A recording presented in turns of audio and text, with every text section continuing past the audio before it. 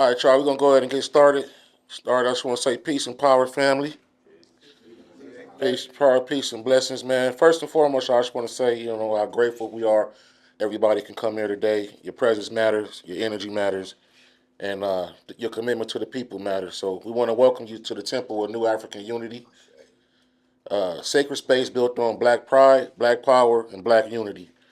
No matter how you identify, you're the NOI, Rasta, Christian, Muslim, traditional African spiritual systems, black nationalists, pan Africans, or however you walk in your truth, this is the space. This is the space for us. So we might practice differently, pray differently, organize differently, but we are one as people. And today we stand together in that oneness. So I just want to say this gathering is presented by the revolutionary OBFC. And it represents our commitment to building stronger minds, stronger families, a stronger community. We're here to sharpen each other, to uplift each other, and to remind each other who we are. So we got two powerful brothers joining us today. Man, I just don't respect, but consider family. And they're coming to drop some jewels, to pour wisdom, to challenge us, inspire us. So I encourage everyone to listen deeply, receive openly, and engage fully. The goal, ideally, is that every person leaves here feeling empowered, refreshed, and reconnected to the culture, reconnected in the community, because it's bigger than the RBG Xplosion Weekend. It's bigger than just one event. It's about building, healing, and about unity. Unity is power. So again, man, peace and blessings. Let's build together. Peace and black power. Peace. All right. So I want to bring up my brother Nick real quick, just to do a quick, prayer. However you pray, however you do, just do that real quick, and then we'll proceed from there. Come on, bro. Man, first off, let me say peace and gratitude to everybody, man. We greatly appreciate y'all for all being here, and it speaks volumes to just be able to show up as a community, as a body of people. I would ask that you go into whatever mode of prayer in which you are comfortable with as we get ready to enter into prayer. We come today giving thanks humbly before the throne of grace. We know that you created all things, and in it you saw fit to create us for this moment, for this particular purpose, and for this particular venue. So we give thanks, we give honor, we give respect. We ask that the words of each of the speakers that come today, that they give life, that they breathe into the mind, that they breathe into the heart, and that they penetrate the soul. We ask that this particular event be about uplifting and building collectively as a community. We know that it is families that build communities, and communities build nation. And surely we are representatives of the nation today as we stand before you, giving you your worthy praise. As we enter into this particular event, we just give you all of the honor, all of the glory, and all of the thanks. Ashe. Thank you for that, brother. So we want to bring up Sister Nkoyo. Just do some libations, tap into our ancestry, man, get the energy flowing right, and we'll go from there.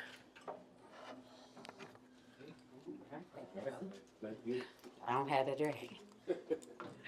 Greetings, peace, and prosperity to all. We're going to pour libations. The libations just is a way to symbolize our connection to the ancestors. We're inviting them into this space, whether you call them as ancestors, as gungun, whether you call them your spirit guides or guardian angels. Invite in mama, paw, brother, cousin, sister, and those community ancestors to be in this place so that they can come into this plane of awareness to help us do the things that we need to do as they are in their plane of awareness. We bring about them to be able to say the things that we need to say and do the things that we need to do and receive the messages that they have for us to continue this great work that we are. So I want you to think about those ancestors. Bring them into your mind, into your forefront. If you feel the need and the spirit to call them out, please call them out. I'm going to be this space.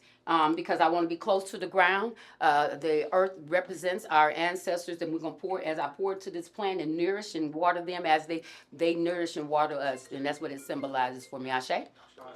You can, as I pour the water, you can definitely call out those ancestors that you would like to bring into this plane of awareness, all right?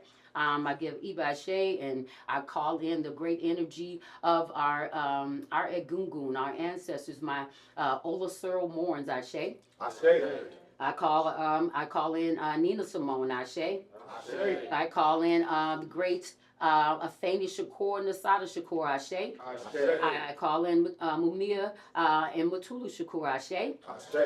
I call in the great energies of my grandfather, Freddie Searles, Ashe.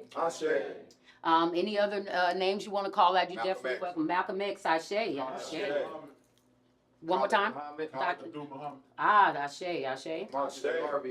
Marcus Garvey, Ashe. Fannie Lou Hamer. Fannie Lou Hamer, Ashe. Ella Baker, Ashe.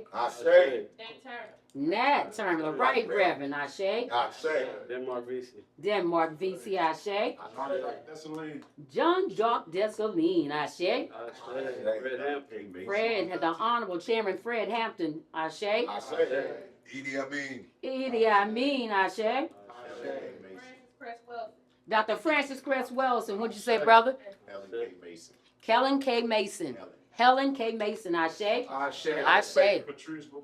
Patrice Lumumba, Ashe. My mother-in-law, Alice Baker, Ashe. Yes, the King Shaka Zulu, Ashe. Dr. Joseph Ben Yakinen. Dr. Joseph Ben Yakinen, Ashe. Kwame Ture, Ashe. Huey P. Newton, Ashe. Imhotep, Ashe. And that Jermaine L. Johnson. Tremaine L. Johnson, Ashe. Tremaine L. Johnson, Ashe. Jamil Amin, Ashe. Sharon Griffith, Ashe. Jason Perry, Ashe. Jason Jones, Ashe. Most Honorable Elijah Muhammad. Most Honorable Muhammad, peace be unto him, Ashe. Sister Ann English.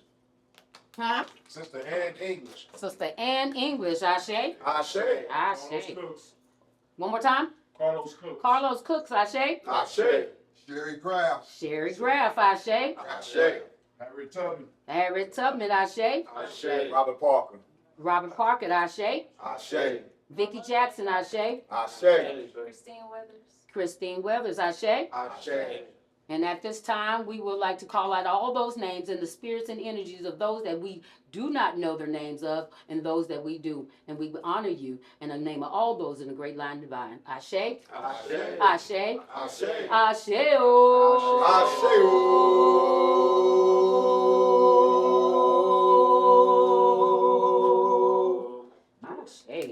Get coming. Thank you.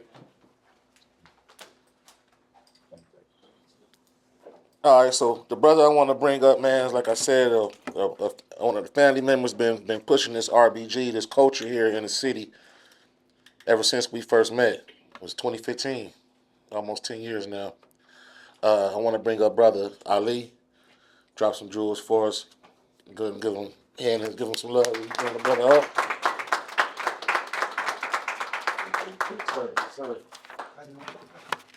Peace, family. Peace and blessings, everybody. Peace and blessings. Like the shirt. First and foremost, I want to thank OBFC, Brother Baba Amin, not just for this weekend's festivities, but for everything that you do. I know it's a thankless job sometimes being of service and giving the way that you do, but I salute you for everything that y'all do to invest in our people, to uplift our people, to educate, to inspire, to empower. So thank you. Thank you. I salute you. I'm honored to be here to speak and share a few words about unity, the need for it, the meaning of it, why it's important, why it's so necessary now, especially in the time that we're in. I was just on a panel about a week ago to speak about unity also. So there's something, clearly there's something in the air about this concept of us unifying, of us working together to liberate our people, to build power, to build strength. And so I'm going to speak a little bit about it. But prior to last week, it's been a while since I've spoken on a topic like this. In my pre-COVID heavy activism days, I used to speak on a whole range of topics all the time about Black struggle, Black power, and over time, I grew tired of it, if I'm being honest.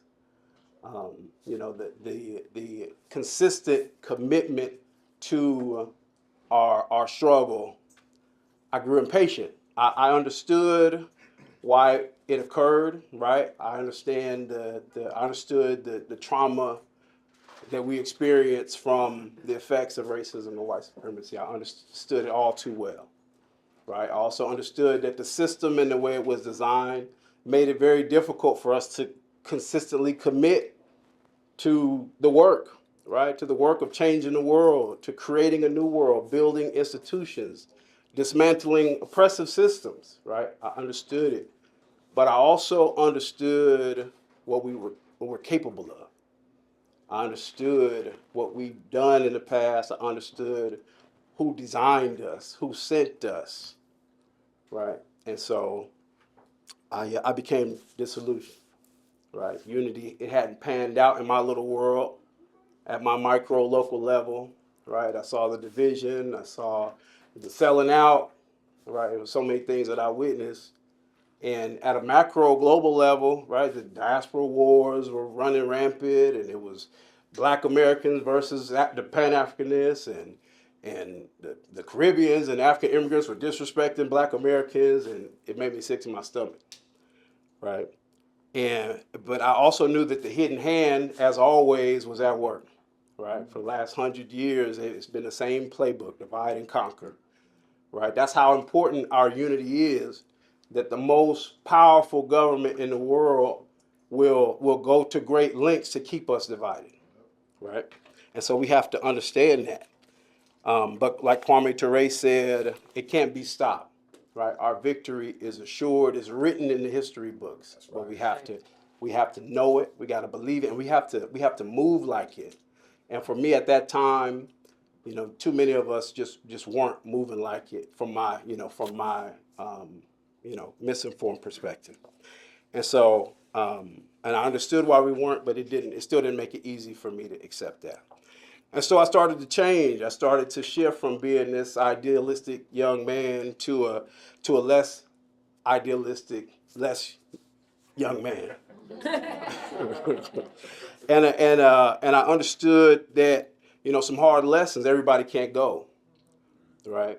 Some people are actively working against us. Some people are too far gone, right? The burning house, they're comfortable in it, right? And these are hard lessons, but they're necessary for us to understand as we talk about unity, as we talk about moving forward, as we talk about liberation. Yes, sir. And I also realized that there's a cost to what I was doing, right? There's always a cost. Thinking about all of our fallen leaders, all of our fallen soldiers, all of the unfinished work. And I was taking into account of my reality at that time, getting strange visits, getting strange phone calls.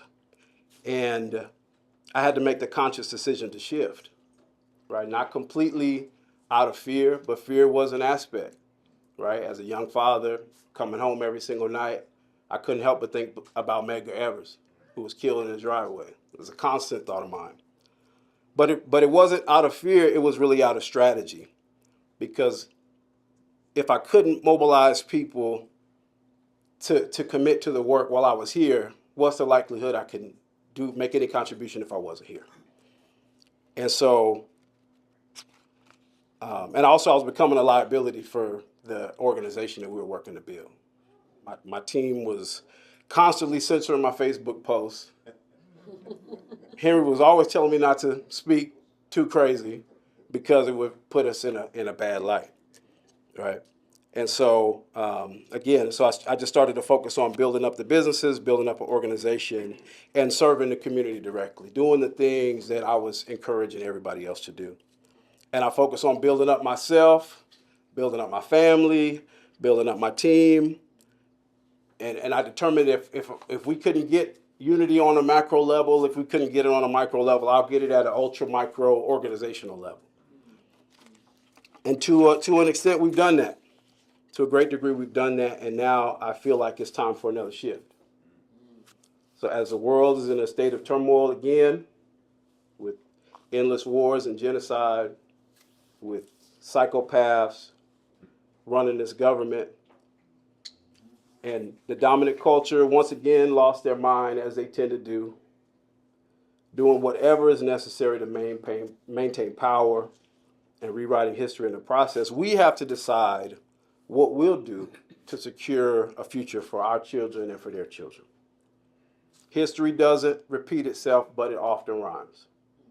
And here's a pattern that we must remember. Periods of oppression bring about unity, solidarity, and intense struggle for equality, justice, and power.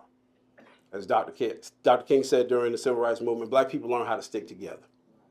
Sure. And these efforts are often successful. But if we're being honest with ourselves, many of the objectives that we focused on have been more beneficial to the system than they've been to us. The American economy benefited greatly from integration. And many of the businesses and towns of ours that thrived during segregation no longer exist.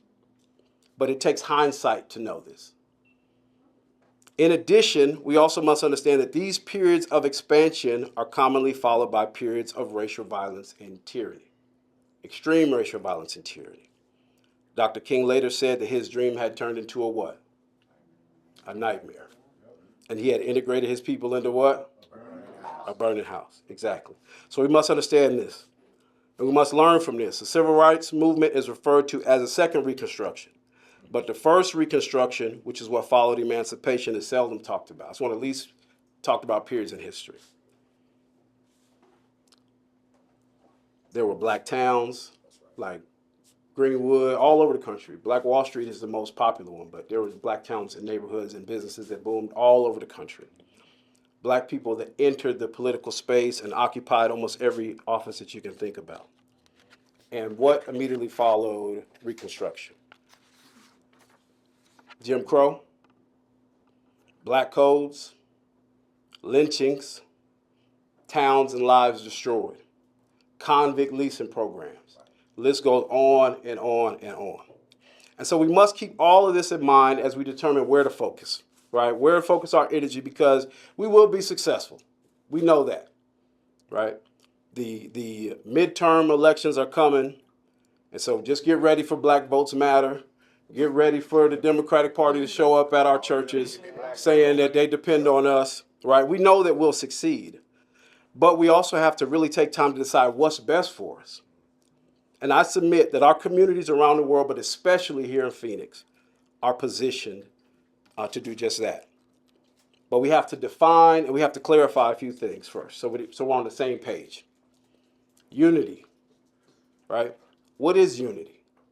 What does it look like in real terms? The definition is one body, right? One band, one sound, right? Unity has two aspects, oneness and harmony, right? The oneness is clear cut, it's straightforward, right? All the Black people in Phoenix, that's unity, right? Harmony, accord, agreement is a little more nuanced, right? Because we have different perspectives, different political leanings, different ideologies. So finding common ground among these things will take a little bit of work. And as we know, we are far from a monolith, right? Our family comprises every belief system that you can think of. And I said every ideology: capitalists, socialists, revolutionaries, reformists, Pan-Africanists, patriots, immigrants, integrationists, separatists, indigenous, expats, the Rainbow Coalition, people who think that we all should work together, the pro-Black, pro-Blackest of the pro-Black, as Quando put it, his pro-Black is a little anti-white. A little, just a little, just a little. And that's because it was a white dude standing there.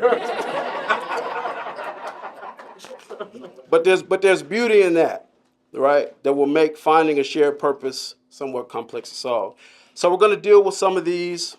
We can't get to all of them, but I implore everybody to do our research, and we'll try to get through the main points. But we must understand that some of these ideologies, especially the ones that align with the colonizer and with the white supremacists, because oftentimes we're being influenced and we don't know it. So we're going to start with capitalism, right? If you've been paying attention, there is a campaign for black capitalism right now. All right, Jay-Z is doing an interview run. A whole book just came out by John Hope Bryant called Capitalism for All. And so here's what they believe, right? And what I'll say is most of them are not true capitalists, more capitalist-leaning, capitalist sympathizers. Because to be a capitalist, you have to own the means of production, right? That's what capitalism is, and we don't have that. But the people who are advocating it for us say we need to fully engage in capitalism. Capitalism is a way for us to empower ourselves, for us to liberate ourselves.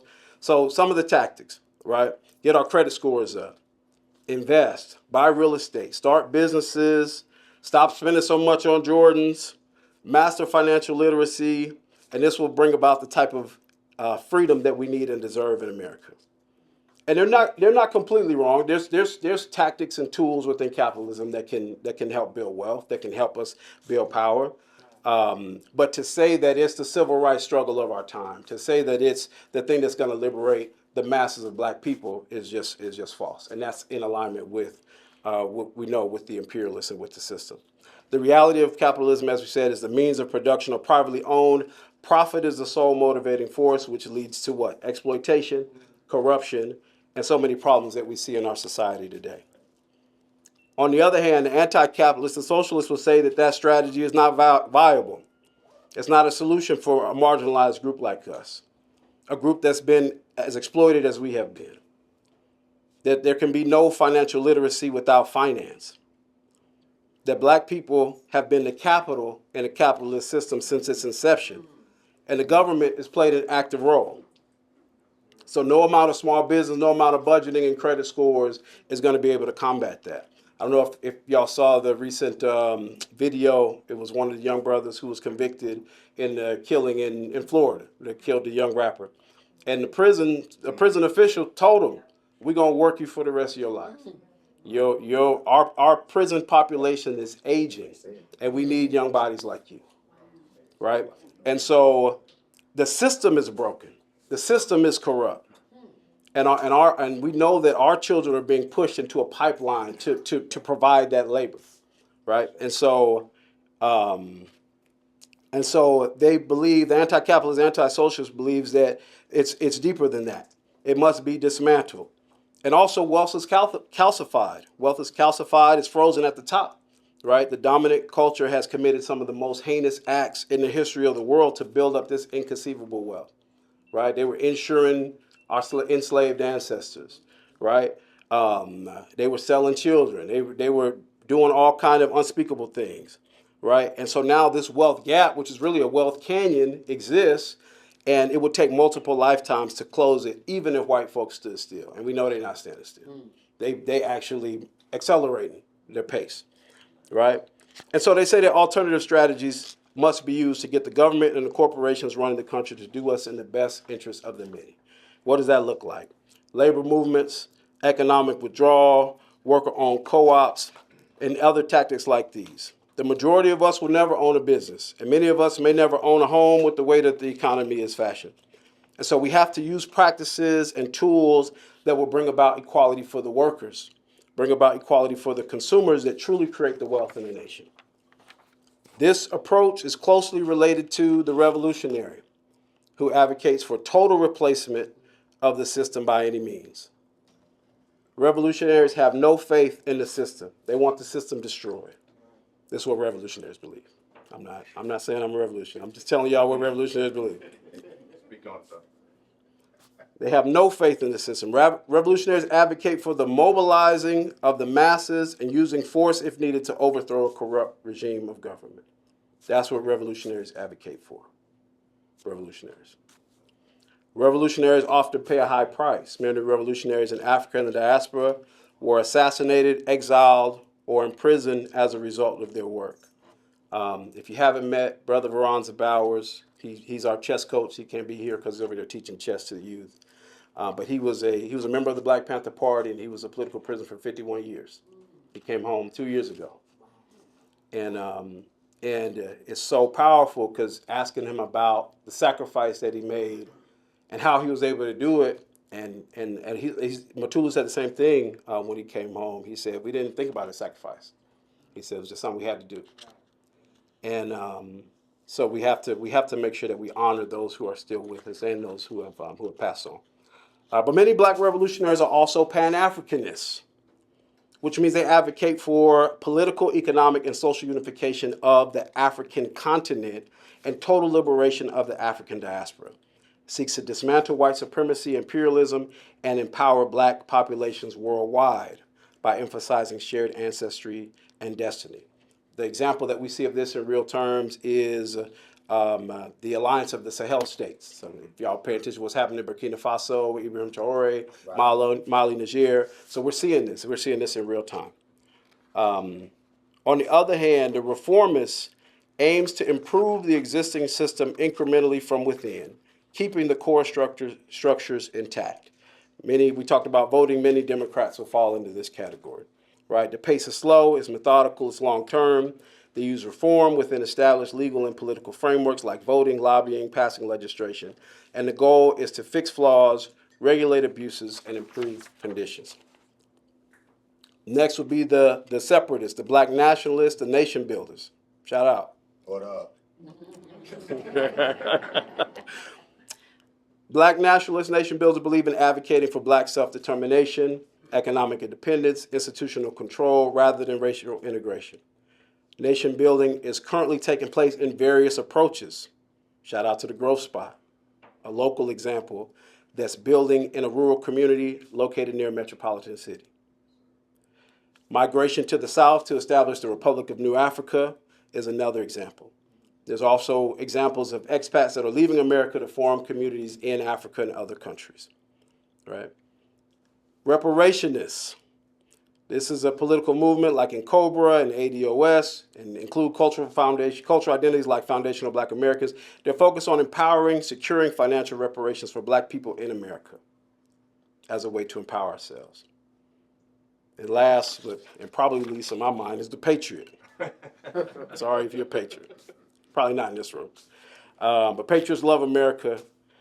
4th of July, American flag, apple pie, eating patriot. Stopping during the national anthem, patriot. But it's serious, as many of us do fall in this category, right, one way or another. But what's unique in my definition or my connotation of the patriot is they don't feel a need for black liberation because they feel like we have it. The patriot may say that my kids are getting a good education, I'm successful in my career, my business, no one is physically holding me back, which may be true for many of us, but the question we must ask ourselves is that enough? Is my personal well-being, my personal safety, my personal security enough for me to turn that blind eye to oppression and subjugation of others? Our people are locked away in for-profit prisons, as we just discussed, doing slave labor. A mental health crisis is ravaging our communities. Black mothers are dying in hospital rooms, and police are shooting our people down. In the global South, our overconsumption drives exploitation. Our cell phones in our pocket are a primary example of that, which drives immigration. Many patriots are at odds with black immigrants, not fully understanding the cause of their condition. What would prompt a person to leave their family, everything they know, to come to America and search for a better life? We're more connected than we realize. And most of these ideologies and identities are not mutually exclusive. You can love America and still want to reform it. You can love America and still want to see the unification of Africa. You can be a capitalist and want to own the means of production and exploit people just in the black nation. You really can't, but you shouldn't. So the first thing we must do as we examine this is examine our why. Ella Baker had a famous quote. She said, "We who believe in freedom cannot rest until it comes."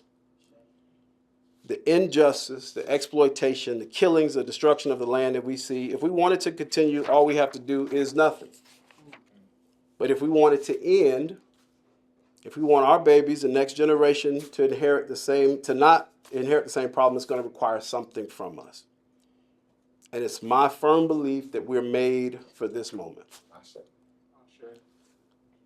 The next thing we have to do is educate ourselves. Do the necessary inner work and the outer work to determine what's in alignment. Our passion, our gifts, the needs of the world. Following that, we have to decide, and we have to move. We have to move from existing to living, from letting things happen to us to making things happen. There's power in making a decision, and even more power in walking it out. When your spirit is in alignment with your assignment, watch creation work. After we start moving, we have to become strong, and we have to become organized. It's best to become organized and then get strong. In our case, we got strong, and now we're trying to get organized. And we have to be honest with ourselves. We have to be honest with ourselves that we haven't done what's needed to protect our people and provide for our people. We trusted the government to govern. We trusted these humans to be humane. Our leaders did everything in their power, like Carrie Belafonte said, except burn the country down to get America to live up to its promises. And look how they were repaid. Fred Hampton was 21. Imam Jamil Amin just passed away a few months ago. Our condition is not our fault, but it is our problem. And it's ours to deal with. So keep the fire in your bones and move. Break their rules and move. Final thing we must do is unify. In a football game, like in a war, there are many strategies and many tactics. We don't all have to commit to one strategy, but we can be in solidarity and support each other's efforts. I don't care for this political system, but when it's time to vote, I'm going to ask the reformers who we should vote for. I may not want to build a nation, but I'll support the nation builders like Growth Spot in every way that I can, because when America falls, we're going to need some safe places to go. You may not believe in that we'll ever get reparations, but if the reparations succeed, I know you're not sending the check back. Right? So as you can see, our unity is easier and closer than we think. We have to move past emotion, though. Our movement must be based on love. Love for ourselves, love for our people, love for the earth. Abiding love, something that will stick and not fall apart when the going gets tough. But the time has come for us to step up. I know it's hard to imagine because we haven't seen a moment like this before in our lifetime. But all creation is conspiring with us to make this dream a reality. The trees are digging their roots deeper for this dream.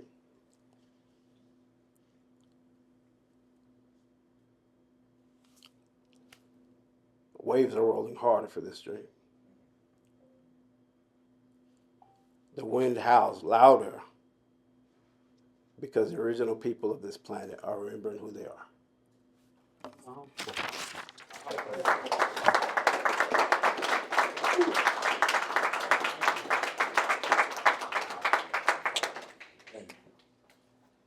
Yo, give it up one more time, man, for Brother Ali. That was awesome. And I ain't anti-white, man. Sometimes I just don't like it. Man, you said it. Sometimes I feel like they just want to, everywhere we got to be either participate or disrupt. And, but yeah, I just want to say. As a side note, yeah. But nah, that was powerful, and I appreciate that, brother, man, and very, very, very deep. So moving right along, man, I want to bring up a brother I consider a big brother, a brother I consider a mentor, uh, a brother who I feel like I can sit down and talk and learn anything from, man. I want to bring up Dr. Baba Amin, Guru Academy.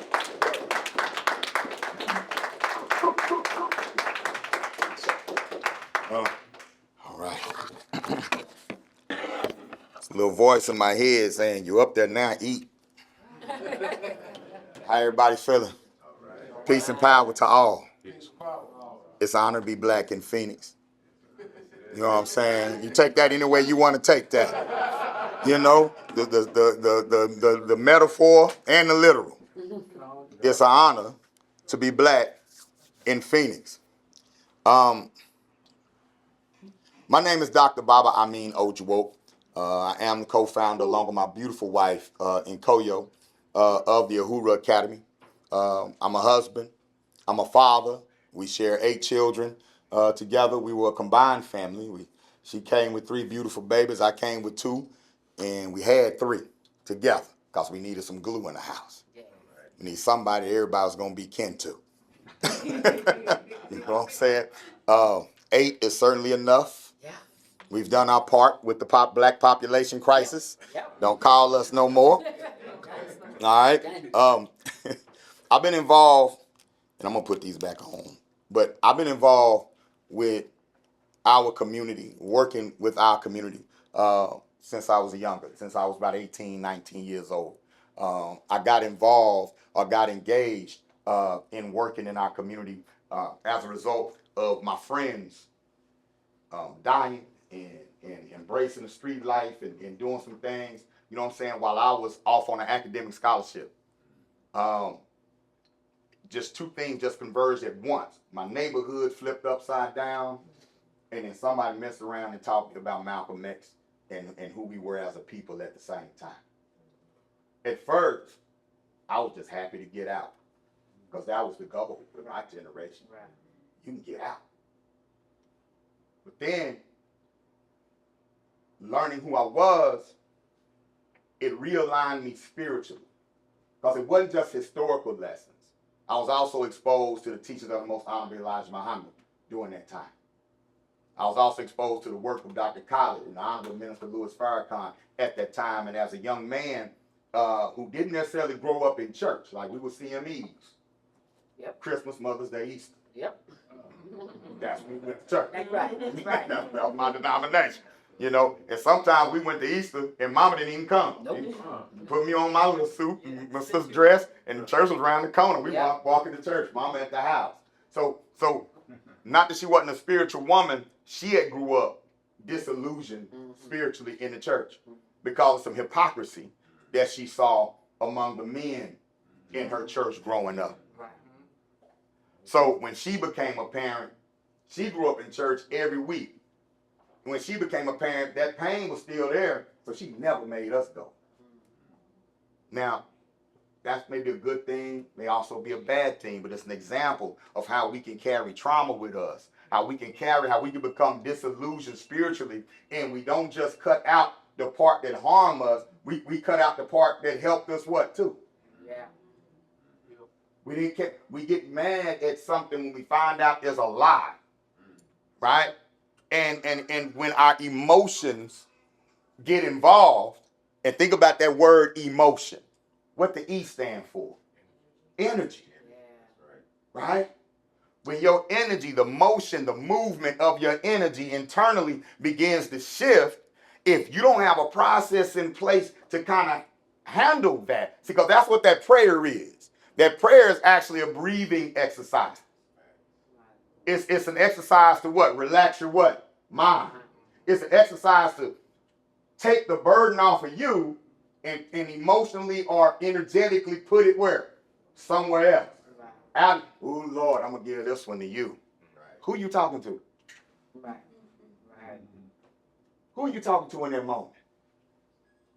I'm gonna give this to God. Where you at? How'd you hand it to him?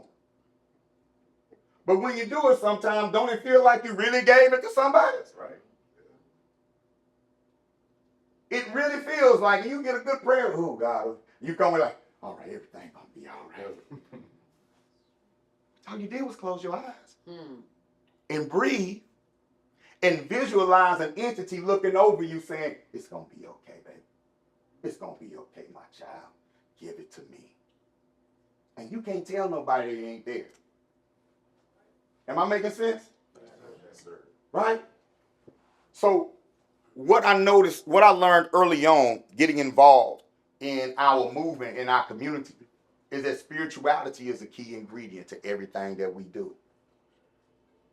Spirituality is a key ingredient to everything that we do. And if we don't have a spiritual foundation, we're in trouble.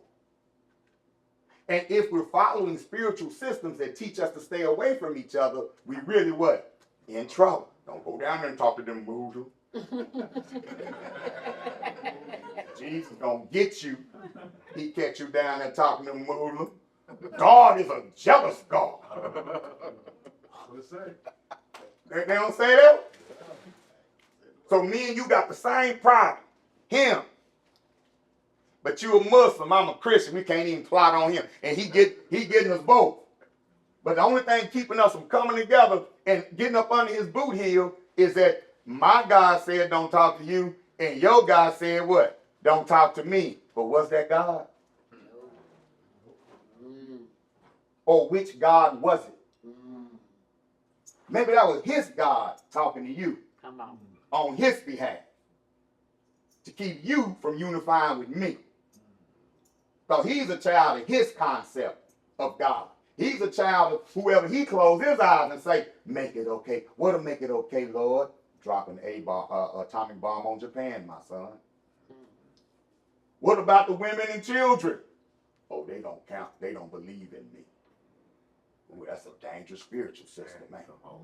Right? Anybody that don't believe in me don't count. You can do whatever you want to do to people if they don't what? Believe in me. That's a different kind of God, but that's the one we've been raised up on. Yep.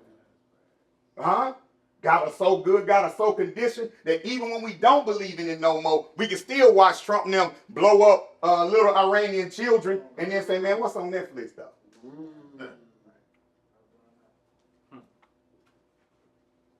I ain't been a Christian in 40 years. But I sure went to Netflix and I saw them kids get blown up. I had to check myself like, wait a minute, I'm supposed to care. What's going on? Right. This ain't normal. Wait a minute, they stopped talking about the Palestinians getting blown up. It must be over with. It ain't over with. But I was so glad they stopped talking about it. Because I've been spiritually conditioned to say that some people don't count. The biggest issue we have is that we've been conditioned to believe that we don't count either. We only count when they accept us. When they accept us, what we say, ooh, you made it. Don't we say that? You made it. That means you count now. What were you before you made it? What was your base definition of yourself before you made it? Before you became somebody? What was you before you were somebody? Nobody? He's somebody. Well, who was he before? Right? Who's setting the parameters? Right? And if we're operating in that type of emotion, if we operate in that type of spiritual architecture, right? How can we sustain anything with each other? How can we sustain anything if it's a part of my belief system that black people can't come together? You ever been in a group, started on fire, ended in ashes? Raise your hand. Gonna change them. Well, y'all was gonna change the world, wasn't y'all? Y'all was gonna, man, I can't tell the time. When I was in my late teens, early 20s, students organized for unity and liberation. That was one of them. Soul, y'all get my academic. Soul, well, we about to turn this thing out. We got in the argument. Yeah. And I say this all the time. I use this analogy, but I never really tell people that it was me. So I'm gonna confess today. I'm gonna come to confessions. Okay? We was having a soul meet. We wanted to throw an event. Right? Gonna do a little party, a little jammy jam just to raise money. Da da da da da. Right? I wanted to sell the tickets for like $5. Somebody else said we should do $10. I said, what's wrong with Negroes? Y'all just thinking about money. That was my response. Soul disbanded within 30 minutes. Wow. Wasn't no more soul. Wasn't gonna be no, cause as soon as I said that, you know what I'm saying? Well, I'm tired, all you do is this pro-black stuff, whoop, whoop, whoop. So everything they thought about me, what? Came out. Everything I thought about them came out. But before that was like, peace, brother. Right. Peace, my sister. I'm ready. We thought we were mentally and spiritually what? Ready. Right. But we didn't realize how much we really didn't like black people.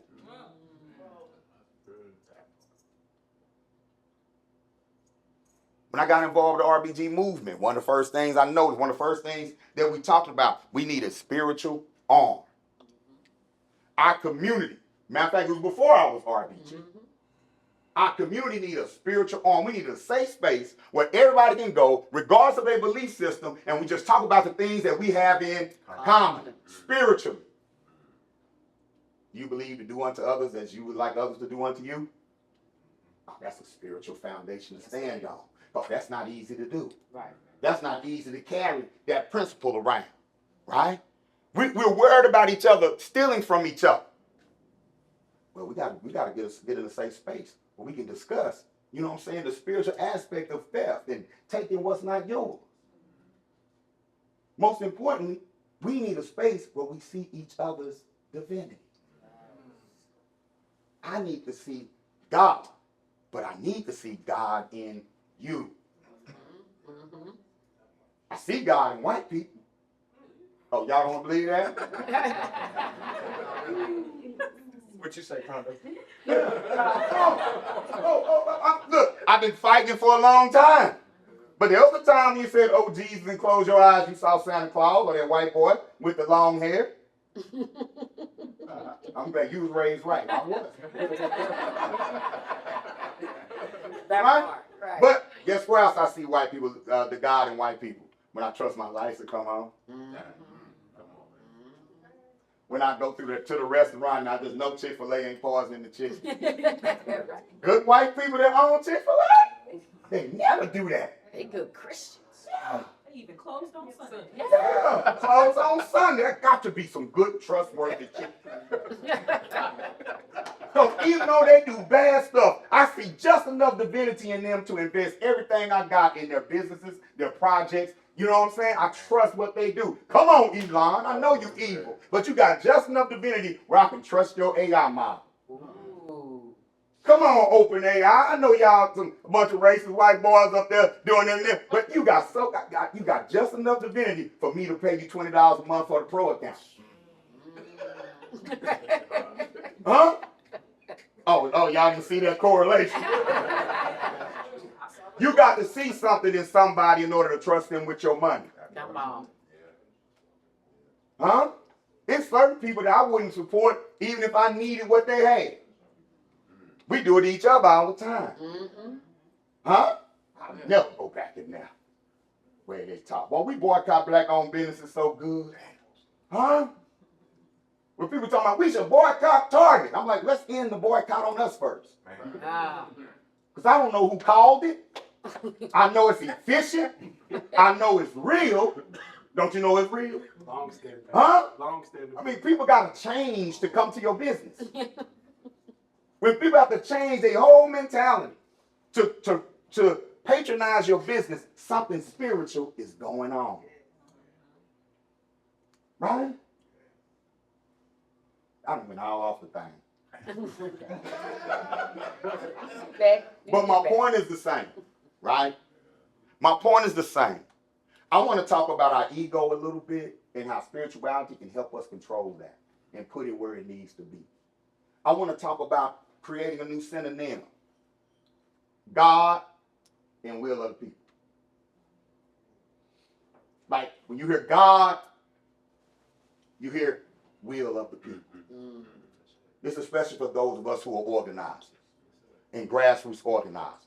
When we hear God, we want to see God in the people's what? Will. We like to say God willing. The whole concept of God is an aspect of your will. You say, I'm going to give it to God to increase your will power. Do we not do that? We're going in the battle and God got our back. It's quite a few soldiers if you say, we're going in the battle and it's just us. It ain't nothing. Some people say, I ain't fighting. Right. Oh, I'm scared. When you talk about the Haitian Revolution, the first thing they did, and this is the first successful black revolution in the Western Hemisphere, where those who were enslaved actually took over the country that enslaved them. They met in a swamp, created spiritual unity first.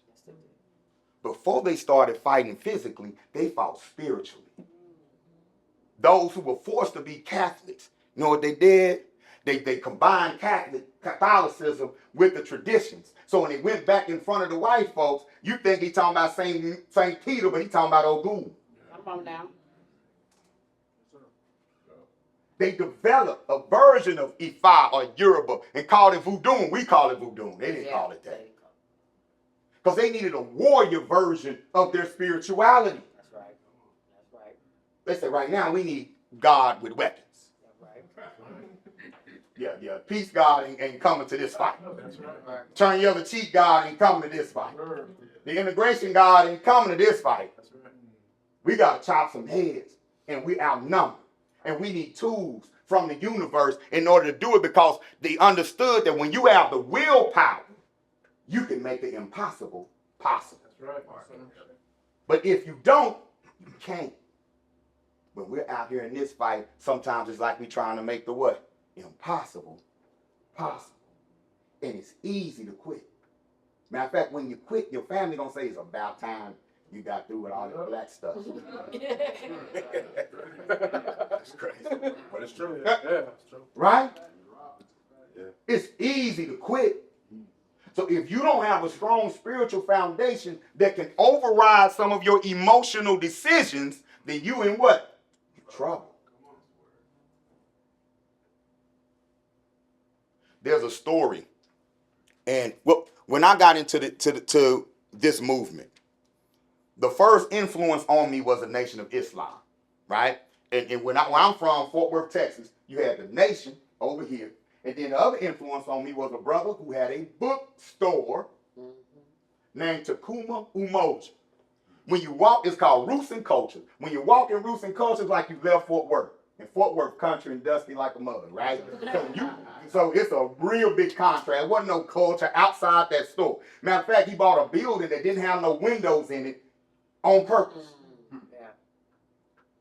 They used to sit us down and drop knowledge on me, like, make sure you understanding what's going on in New Guinea. Make sure you're understanding what's going on over here. Boom, boom, boom. I'm like, okay, cool. And then I would slide over to the Nation of Islam study group. And that's where I started learning about me. Right.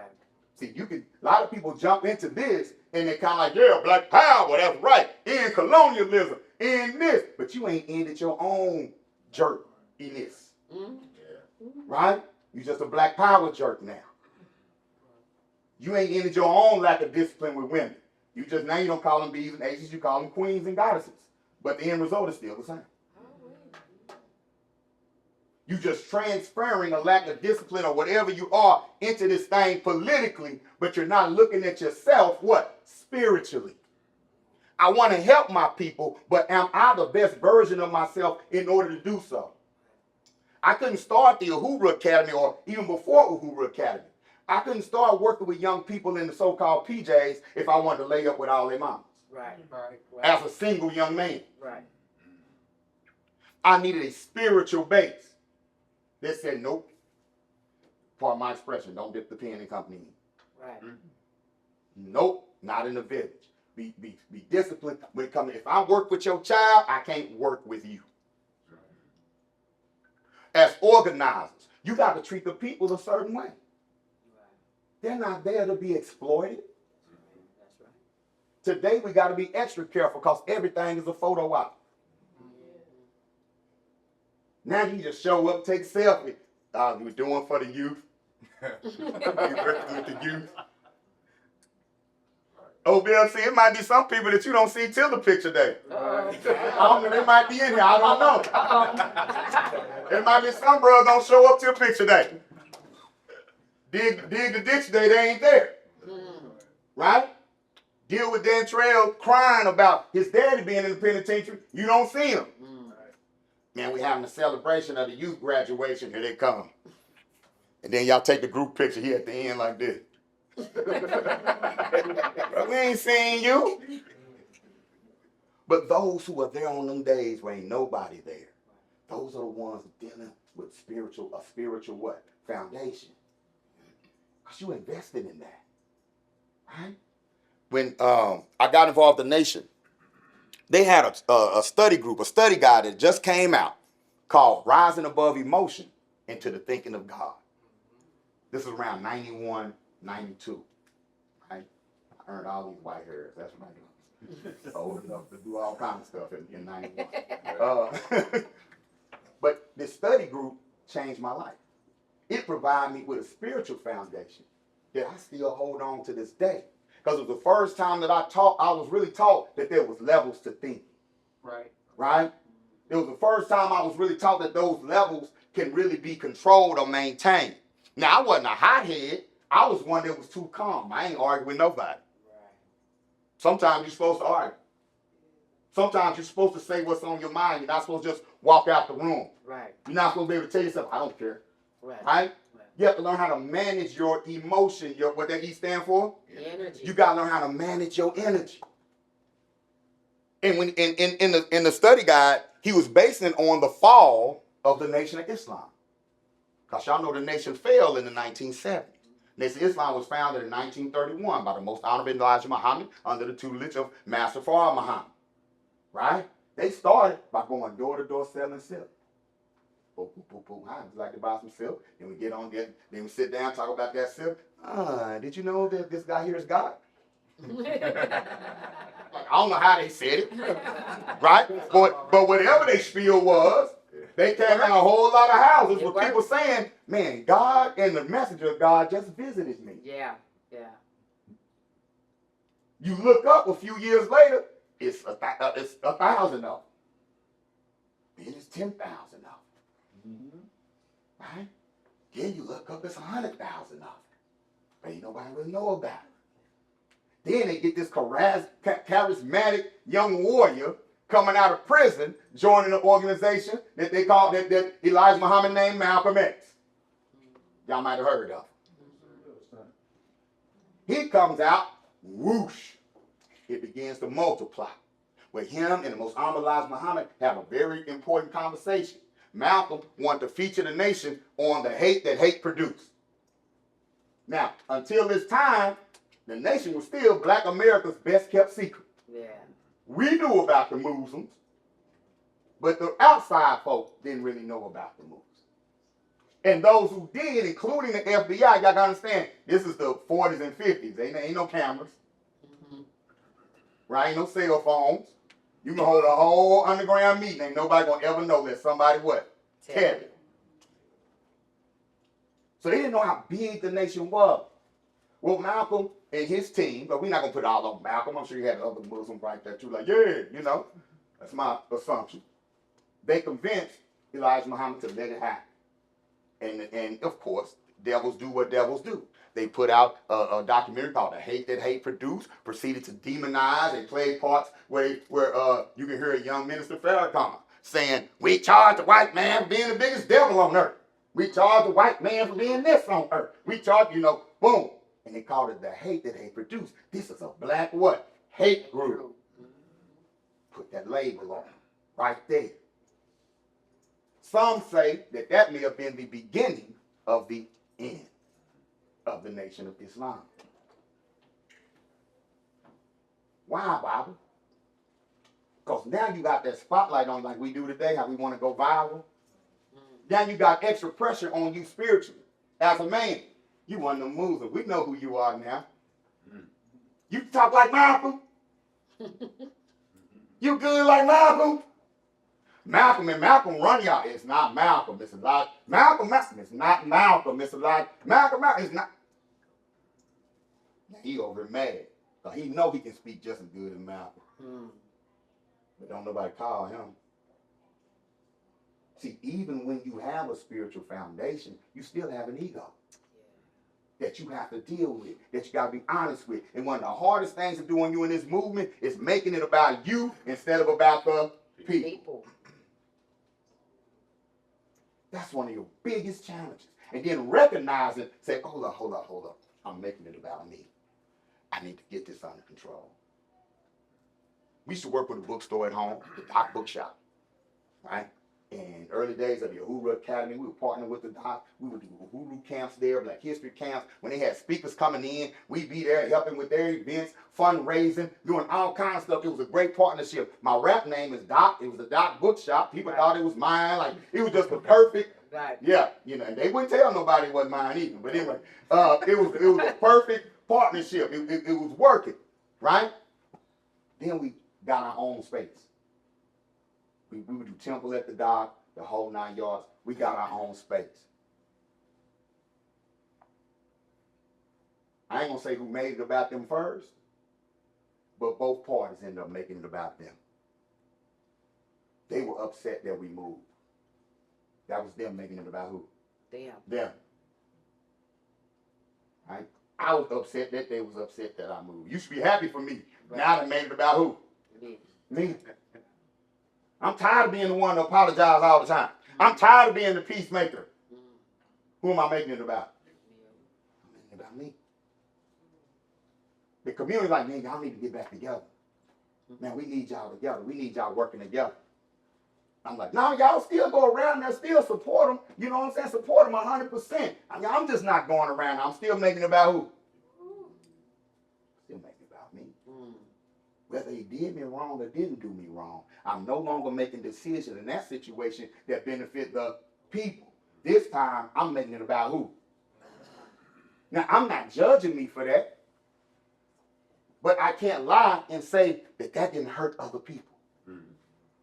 I can't lie and say that some folks felt split. Some folks was confused. Man, I was coming into this thing. I'm looking for black unity, but, you know, y'all falling out over that? Y'all can't work that out? Well, there's that. She's gonna always defend me to the end of the end of time, right? And you're not wrong. You're not wrong, right? But that doesn't absolve me from having to learn my lesson in that situation. Because the only person I can control is who? You. That's why you gotta tell your story. Now coming from that, not every partnership I get, I hold on to. We went to Houston and we worked with the Prince family. Yeah, that Prince family. Right? And we helped convert one of Jay Prince's boxing gyms into a school. Right? That was pretty dope, by the way. A very dope experience. Except when it wasn't. Right? Except when other family members may be coming in because they want to get in. Oh, Jay done, oh, shoot. You know how it goes. If you got a wealthy family member, they wealthy. You not. Right? Right. And if you see them kicking down for something, what you gonna try to do? Get you some. You get you some of it. So of course, some conflict and some things arise and all of that, but we had done a great job there. And so my thing was, okay, let me look at what I can do to secure my family, maybe move us around, but I want to maintain this what? Relationship. So we sat down with Jay Prince. Yeah. I don't know if y'all know what that's like. Right. You sit down with Jay Prince and it's not a happy conversation. Right. Oh, yeah. Right. Yeah, right. Right. Right. You know, and my wife's a gangster in a relationship. She handled most of the, she understood most of the jargon and stuff. You know, I like, wait, talk to me when we're gonna talk some nerd stuff. You know, but if it gets gangster, baby, it's all you. You know what I'm saying? But the point being, because we had that clear communication, That part, yes, we still working together today. yes. And we left Houston. One would think, well, y'all left, oh, it's over. No, we left, but it's not over. We set up the circle back. Sometimes you got to move away, but then you got to build a path to what? It got to be a path to come back. I'm working with Jay Prince right now on a brand new curriculum. So I learned from that previous mistake. The people we work with out in South Carolina, they have the Uhuru Academy, South Carolina. They stepped to me in we went out to 2013 for a conference. We shared with the same conference on the panel. This beautiful black family, Gullah family, right? Stepped to us like, man, we want to do what you do. No problem. I ain't got no kind of system set up to help nobody with. No problem, right? I'm going to train y'all in the Uhuru Academy model. And woo woo. And it was like, can we call our school Uhuru Academy, South Carolina? Yes. You know the marketing that's going to come from that? Of course you can, but it was a great honor. This was in 2014, 2015. The ACE conference. Yeah, and then they came to the ACE conference at what? RBG Family Weekend. They opened up their school in 2015, Uhuru Academy SC. I ain't charging any money. I felt the spirit. Like we're sharing what we have, because sometimes you have to give out of faith. Does that make sense? Right? And so that relationship began. But when we left Houston, I get a phone call. The school is doing so good. We just bought 4 acres in Hopkins, and we like to offer y'all some land if you would come out here to help us develop our school. Oh, well, I didn't know that call was coming. Right. But it came from the what? The relationship. It came from a spiritual base. That spirituality that told me, keep the needs of the people first. The will of the people first. We loaded up the truck. We moved to Beverly, but not quite Beverly. We loaded up the truck, and headed out. I ain't had no money at the time. I mean, no money. I don't know how the rent got paid, but we made it happen. I went and bought a truck for $1,200. A white Yukon. Ordered a U-Haul. Didn't have enough space to put all of our belongings in it. We're just going on faith. Load up our children in the back seat with a window that wouldn't come down all the way. And I said, I don't know if this thing got 100 miles on it. Let alone fast. We rolling. Boom. Babies, they excited. Even my young babies at the time, they like 3, 4, so we on the adventure. I'm sitting up front like, I can't even read the gas gauge. Gas gauge don't even work on this thing. I'm going on feeling and spirit, all that. I don't even know when we need gas. They back up, and I'm in crisis in the front seat. We in Atlanta, the rain just come down, zhoosh. I'm in this thing. I can't read the gas gauge. The back window won't come up. So my baby's back there like, ah! So I pull off the freeway, get out in the rain, pulling this window up, trying to figure out a way. And we figured out a way to prop the window up best we can, told them to move back, and got back on the road. We're not turning around. We get to South Carolina. Where we're moving to is this rural area. We're not very rural people. Us. No. We from the hood. So we get to when you get out to that rural area, them street lights stop. Yep. They go away. So it's like 2, 3 in the morning. The street lights don't stop. I'm going down these roads. And Koyo looked at me like,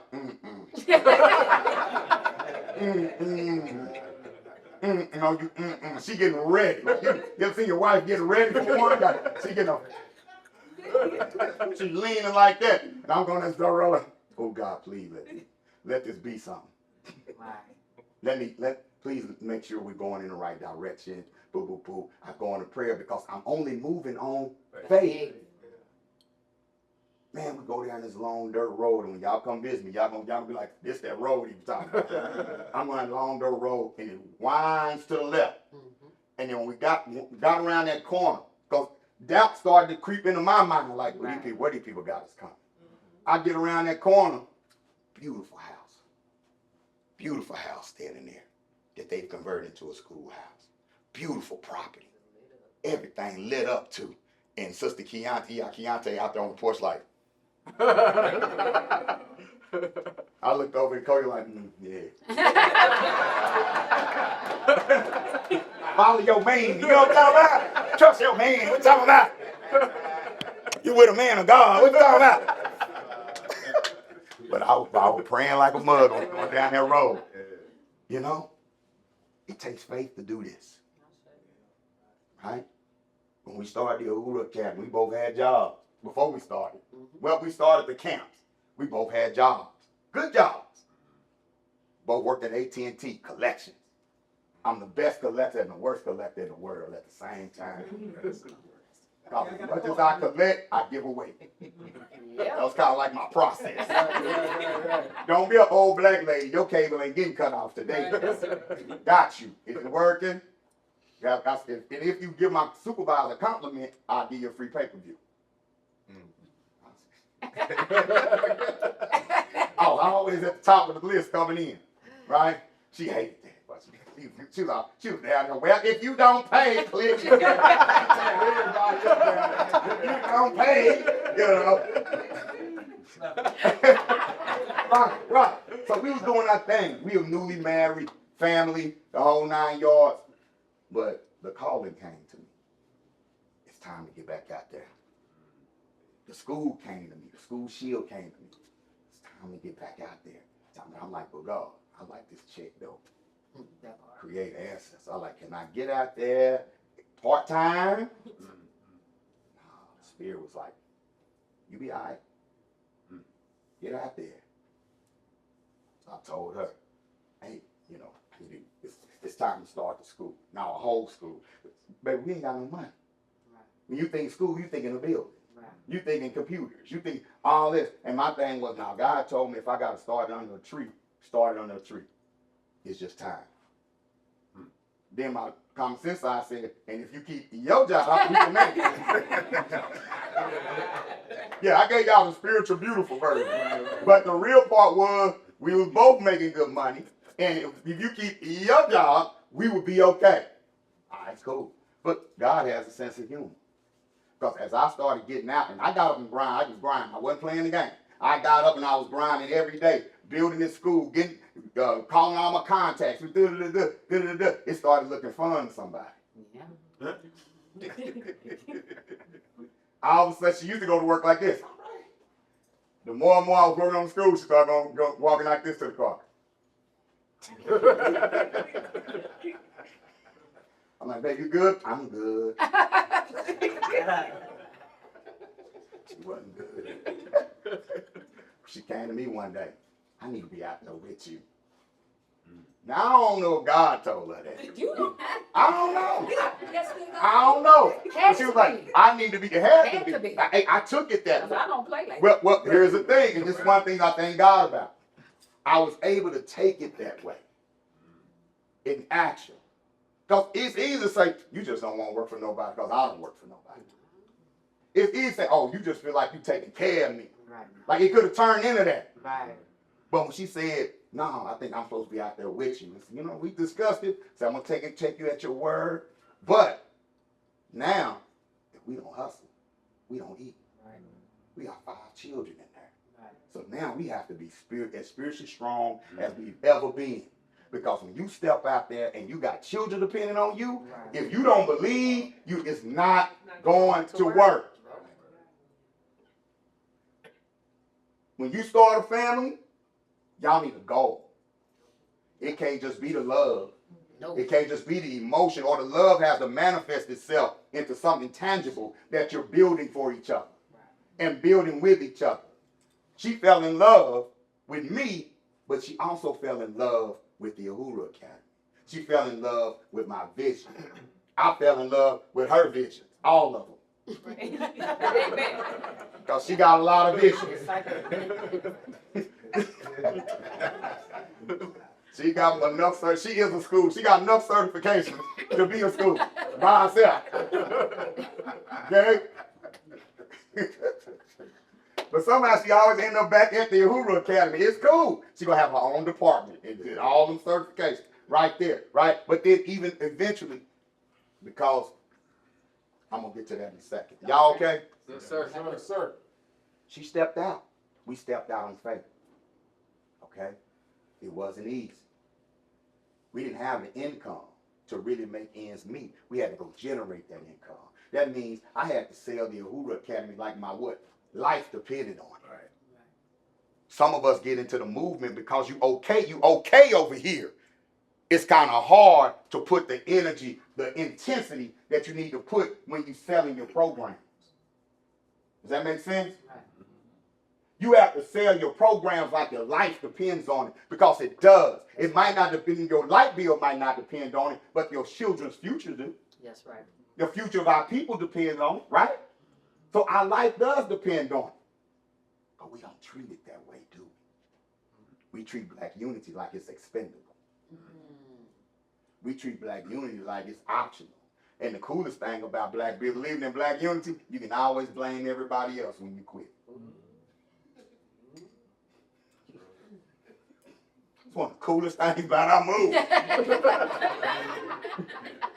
As long as I blame some N-words, ain't nobody gonna say nothing. That's crazy. You already been conditioned to blame black people for everything. Right. You ain't gonna get no pushback. I get my most views when I criticize black people. Crazy. Yeah. When you say it ain't you, it's them, everybody gonna agree because we all use the same excuse. Right. Why you not involved? You know, black folk, we can't come together, do nothing. We never say, man, I can't come together with black people. I have an issue coming together with black people. You don't hear that. Man, I went in that thing and disrupted the whole meeting. You don't hear that, do you? Right. It was everybody else's fault. Oh, y'all not ready for what I got.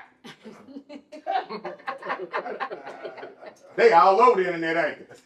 Yep. Now, I would come out there. Y'all ain't really ready. When y'all look ready, hit the cash out.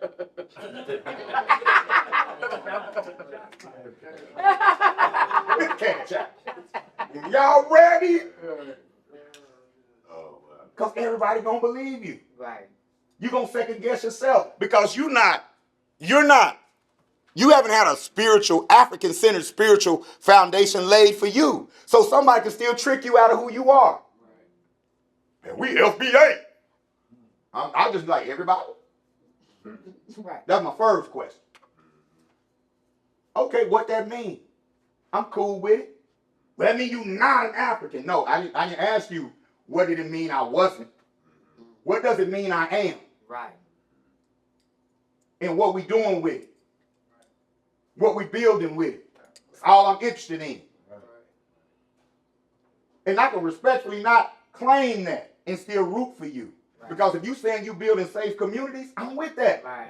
If you say you building businesses, I'm with that. You can call it FBA, ABC, 1, 2, 3. Right. Call it whatever you want to call it. If you bringing power to our community, if that's what gets you up, Come on. then I support that. That's why we got to have a temple. See, we don't have a temple now. We got social media. And on social media, we argue. Yeah. On social media, it's about views. On social media, it's not about the will of the people, so it's not about God. Come on. I was in a Twitter room one time. I didn't know how passionate people be on social media. You know, I'm in the Twitter room, they talking about black education. I introduce myself, say, yeah, you know, I do the Uhuru Academy, da-da-da-da-da. And some dude say, oh, you do that African Center stuff? I'm like, yeah. We don't understand. Why are you yelling into your phone, bro? So I'm thinking, boy, you got 10 schools somewhere. Right. You on the ground doing something. Not on the ground doing anything. But you feel like that argument, we moving. We building. Are we? Nice conversation.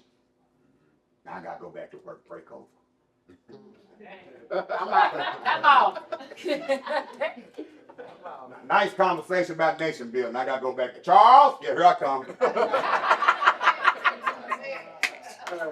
You know Mustafa's name really, Charles? I didn't know.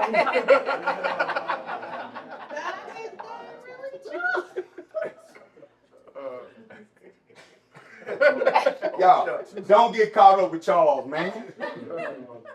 Now, RBG, let Charles make it. It's a story in E5 about an old dude. And his name is, I didn't want to mess his name up, Ojuok, right? Yeah, Ojuok, right? Ojuok was the least powerful of all 16 Odu. But God sent all 16 down to work the earth, right? Civilize the earth. And when it came to the earth, God gifted them all with animals and said, hey, split them up, evenly, right? Or split them up among you. Well, the Odu amongst themselves had seniority. I'm OG, so then come you, then come you, then you come, you know what I'm saying? And Eliobe, he's last on the list, right? And so they getting legs, eating the legs of the animal, they getting the stomach, they getting all the good parts, and they just leave him the head. So with every animal, they split up, they give him the head. Cause on the fish, you don't want to eat the head. Right. Right?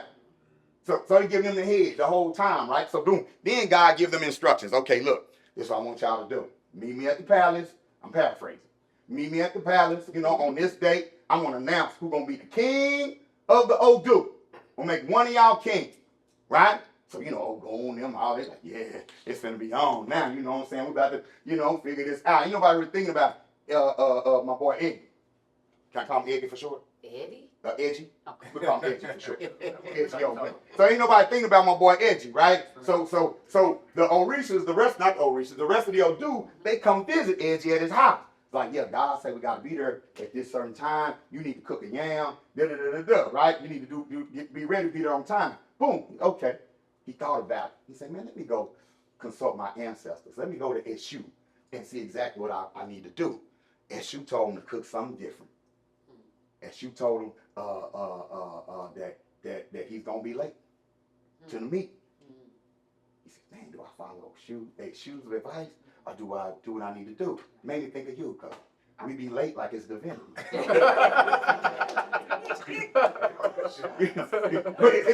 No. You do hold the spirit because it always works out. It works out every time. Like, oh, man, you're right. We shouldn't have been there. Shooting been in happen, something happened. He been late, right? So Edgy leave his house. He on his way to the palace. Right? He got his yams and food. He walking. He sees a little old lady on the road, right? And the little lady is struggling. She's trying to pick her stuff up, and she's struggling. Now, meantime, rest of the old dude, they practicing. They whoosh my power. When I get there, I'm gonna show God how cold I am, right? But here's little old Edgy walking. He see this old lady. He like, God, they're supposed to go to the thing, but he decides to help the old lady. He picks up her stuff, her bags, takes her bags and all that, carries her, because she couldn't even walk, and carried her to her house. He didn't know what her house was. Well, turned out her house was the palace. Come on now. And it was God's mama. When they got to the palace, she was like, you know what? You need to go get dressed. Huh? Yeah. She sent him in a room and he adorned him in all white. And looking fancy, real good. Told him to stand up on that rock right there. He's still kind of like, what's going on? He's assuming that that's what she's doing. They're doing with everybody. But he's like, this God, mama, oh, this is a heavy day right here. Right? So he get up on the thing. Well, God is in there with the rest of the Odu. And God say, hey, did you see that dude out there standing on that rock? Y'all know who that is? And they look like, no, I can't recognize it. They ain't never seen him dressed up. Right? Like first time you saw me in the suit. Right. They wore t-shirts every day. Right?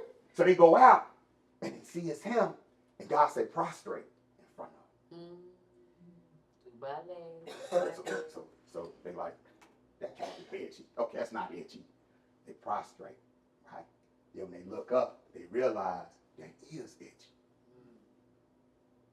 God say that's the new king of the Odu.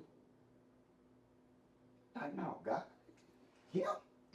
This guy? He say first. He said, God said, you don't know, you've been handing him the kingdom the whole time. Come on. When I gave y'all the animals, y'all gave them the part that y'all didn't desire most. But he found value in the head because the head is the seat of life. When the head disconnects from the body dies. Y'all gave him y'all gave him the most important part of life. You gave it to him because you didn't know that you needed to value that. Right? Ooh, love it. Then, yeah, but God, he was late. Well, he stopped and he helped my mother. But it's not that she's my mother. It's that he put the will of the people first.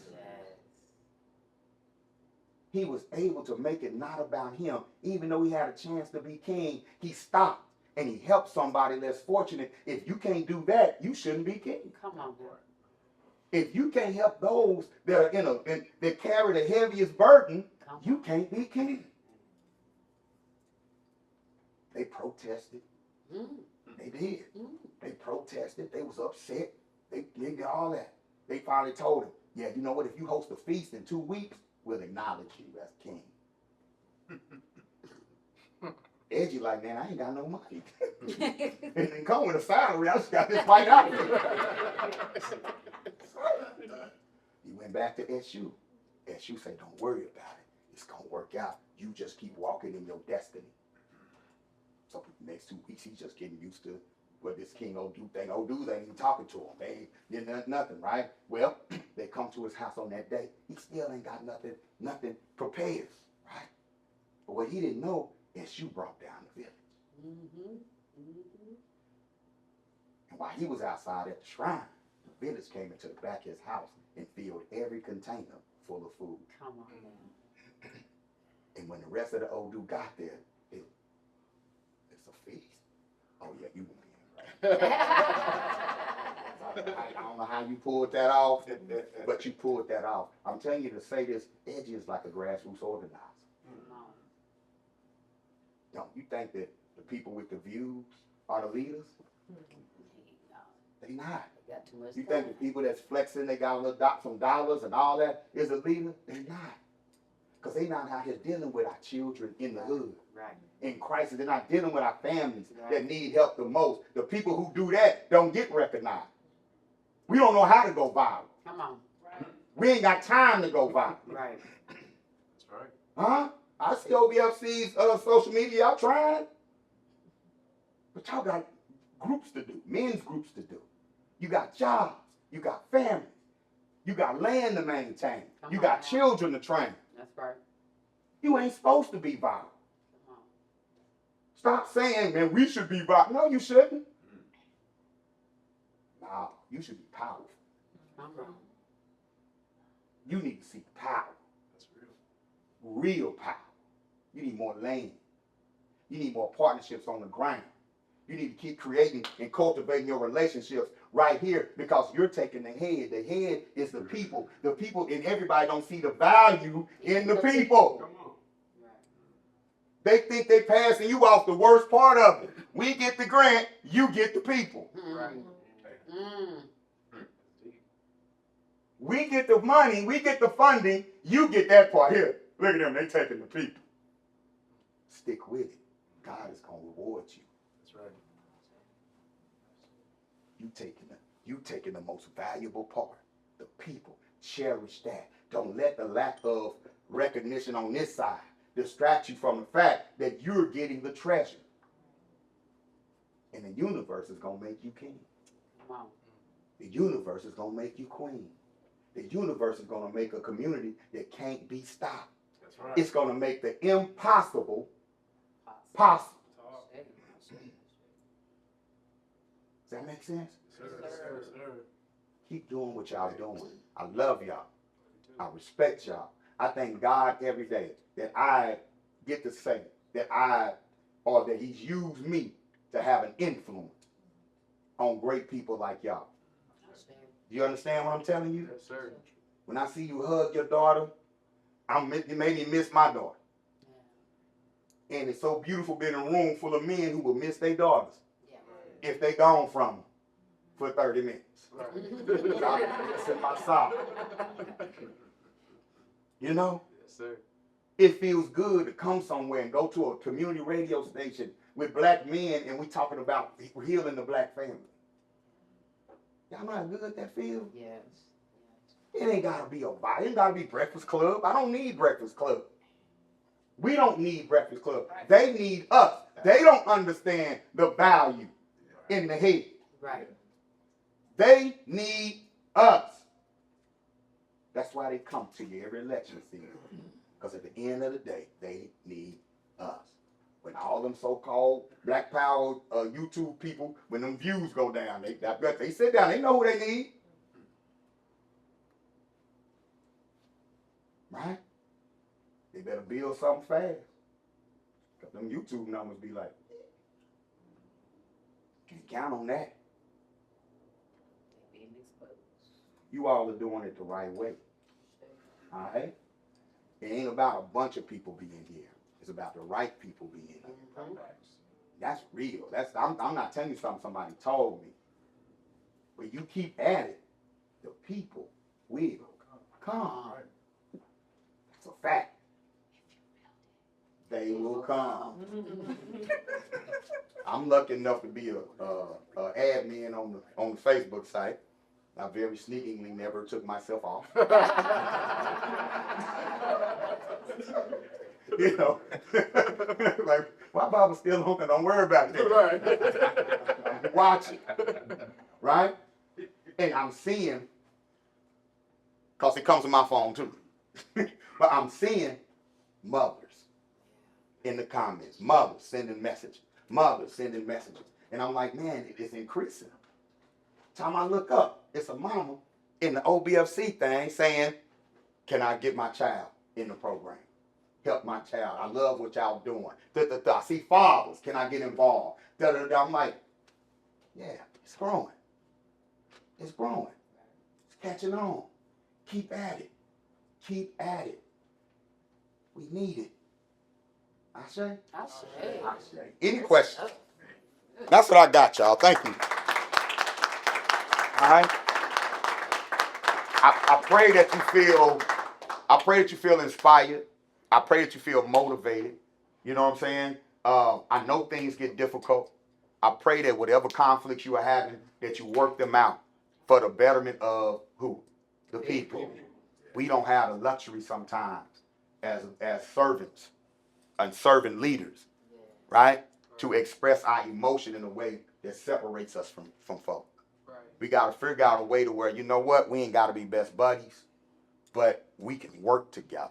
Our work can work together. Does that make sense? And just figure out what it takes for that and be committed to that for the will of the people, which is also the will of what? God. Any questions, comments, concerns? Yes. I got a two-part question. The first part is transitioning from Dallas, Houston, now to rural South Carolina, down that long, windy dirt road. Yeah. Do you feel like that is the place where we need to be, not in the city amongst all of this, but out in the country, out a little bit separated from our current situation? And then the second part to that question is, we talk about community, we talk about villages, we talk about nation building, and I like to ask this question: what's the most important part of what we should be building, especially in a place like Phoenix? Should it be having a business epicenter where we come and we spend our money and we support our black businesses and our entrepreneurs? Or do we need to get back to a place to where we live within close proximity of each other? All right, I love that. So, first question. It is time for another mass migration of black people. Many of us do need to start leaving the city and going back into rural areas and to own land. But that's not everybody. We also need people in the cities. But what we need to do is move and establish pipelines as we move. Does that make sense? Right? So you know, you got people up here probably got family land in the South.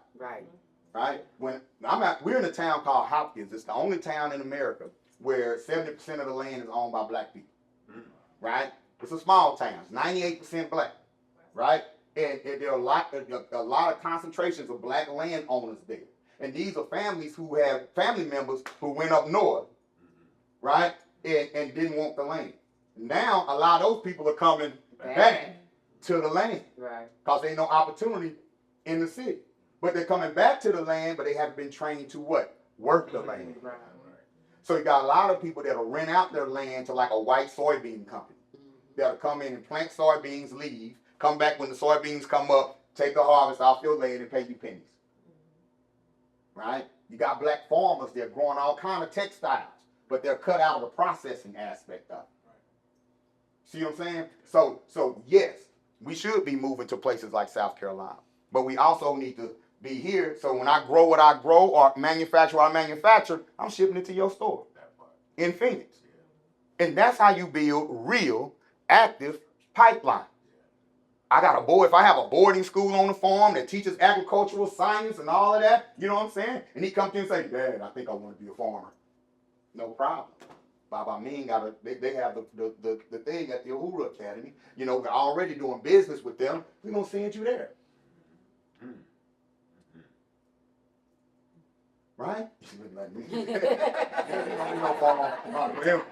Right? So that, now to your second question, what should y'all be doing like right here in Phoenix right now? From what I see, just from my observation, you know what I'm saying? I think that, number one, continue doing what you are doing, particularly with the youth. And I think one thing that I found that black people will rally behind is our children. So anybody that's connected to children need to be connected to each other. You understand what I'm saying? So to the youth serving organizations, I would say y'all need to start building pipelines with each other. And don't judge it. Let's get spiritual again, right? Right? You got to take faith into it. Don't judge it like we had a thing and you didn't come. You had an event, you didn't show up. You know, I'm tired. Right. No, I'm tired. Right. But I was at the meeting. I gave some ideas. That might be all I can get this month. Right? But what I need you to do is trust that wherever I'm at, I'm helping black people. Come on. Right? Come on. And it's your responsibility in your organization to adapt. If I'm not there, fill the seat. Don't waste time being mad at me. Recruitment don't stop. Right. So I would say build that, again, build those pipelines, right? As far as developing black-owned businesses, yes, but we also need to develop the market for those businesses. So that's why the youth development is important. Having young people perform, that turn black people pro-black. For real. We started a step team in the projects in the 90s. That was the first thing I did. We did. And when them babies perform, shoot. Mama and them out there, black power. Ain't never said black power. Gangbangers out there. You know, looking at their babies perform. Black folks love to see their babies perform. Right? You get them in, and then that's when you say, hey, we got a mother's group. We got this. We got that. So do an event that don't say black power. Just do an event that's fun. Right? And go into the hood and take hot dogs with you. Come on. Truth sound better with food. Yep. Right? Yep. Yeah. So more grassroots work, I think, is definitely necessary. Focus less on grants and start focusing on building relationships with the folk who got it, with black-owned businesses, with working-class black people. I don't hesitate to ask black people for money. I don't know what you got.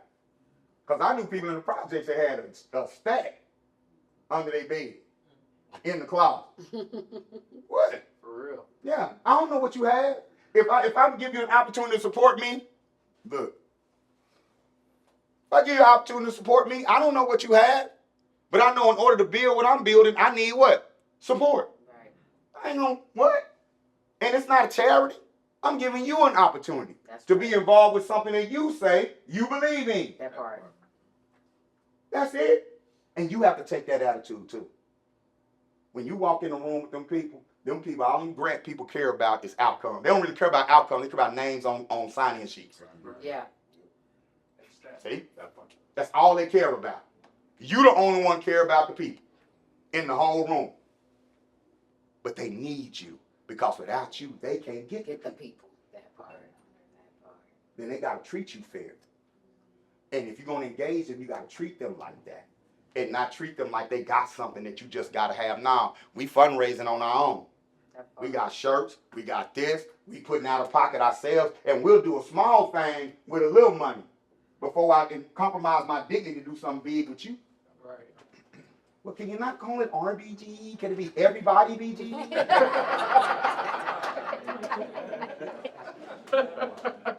Can you not say black youth? Can you say marginalized youth? Wow. Disenfranchised youth? No. Right. No. No. The answer is no. They'll turn their passion into your job. And they'll use the job to destroy your passion. Come on now. I stay. All right, yes. So y'all filled my cup today. You know, what's up? Give thanks. I had the day off work, and I figured the universe, the Orisha wanted me to be here, and receive these messages in Phoenix, because I'm from Detroit, but I've been here 10 years and I have not connected to the city like that. Yes, sir. Right? Well, thank you. I received that. So I'm in graduate school. Okay. At ASU, getting my doctorate degree. I'm thinking about black valuation, right? Okay. And y'all talking about black economies, building businesses, this, that, and the other, but the system ain't built for black people. Right. Profit has never been our thing.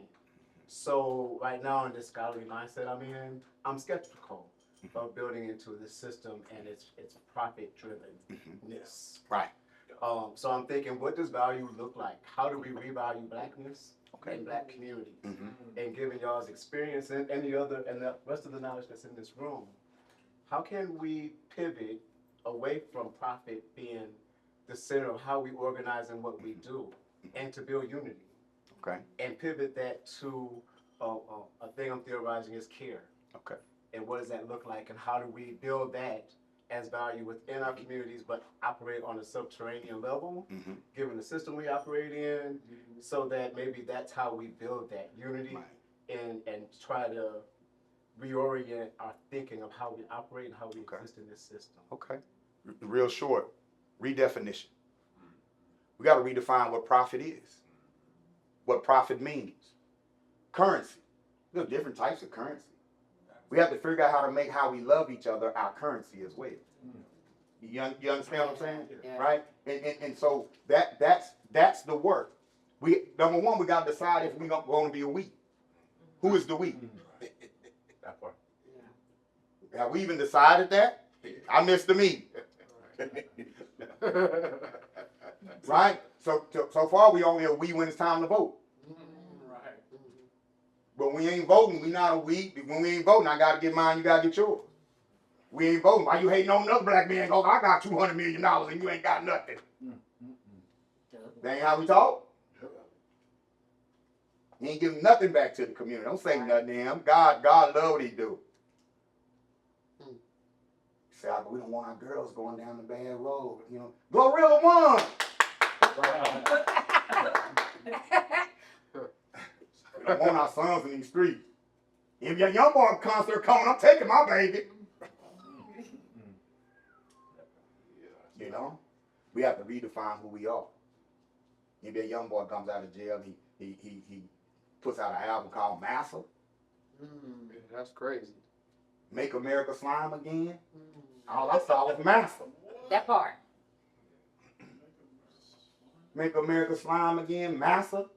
All of a sudden he got a world tour, a tour across the country, just real quick, night after night.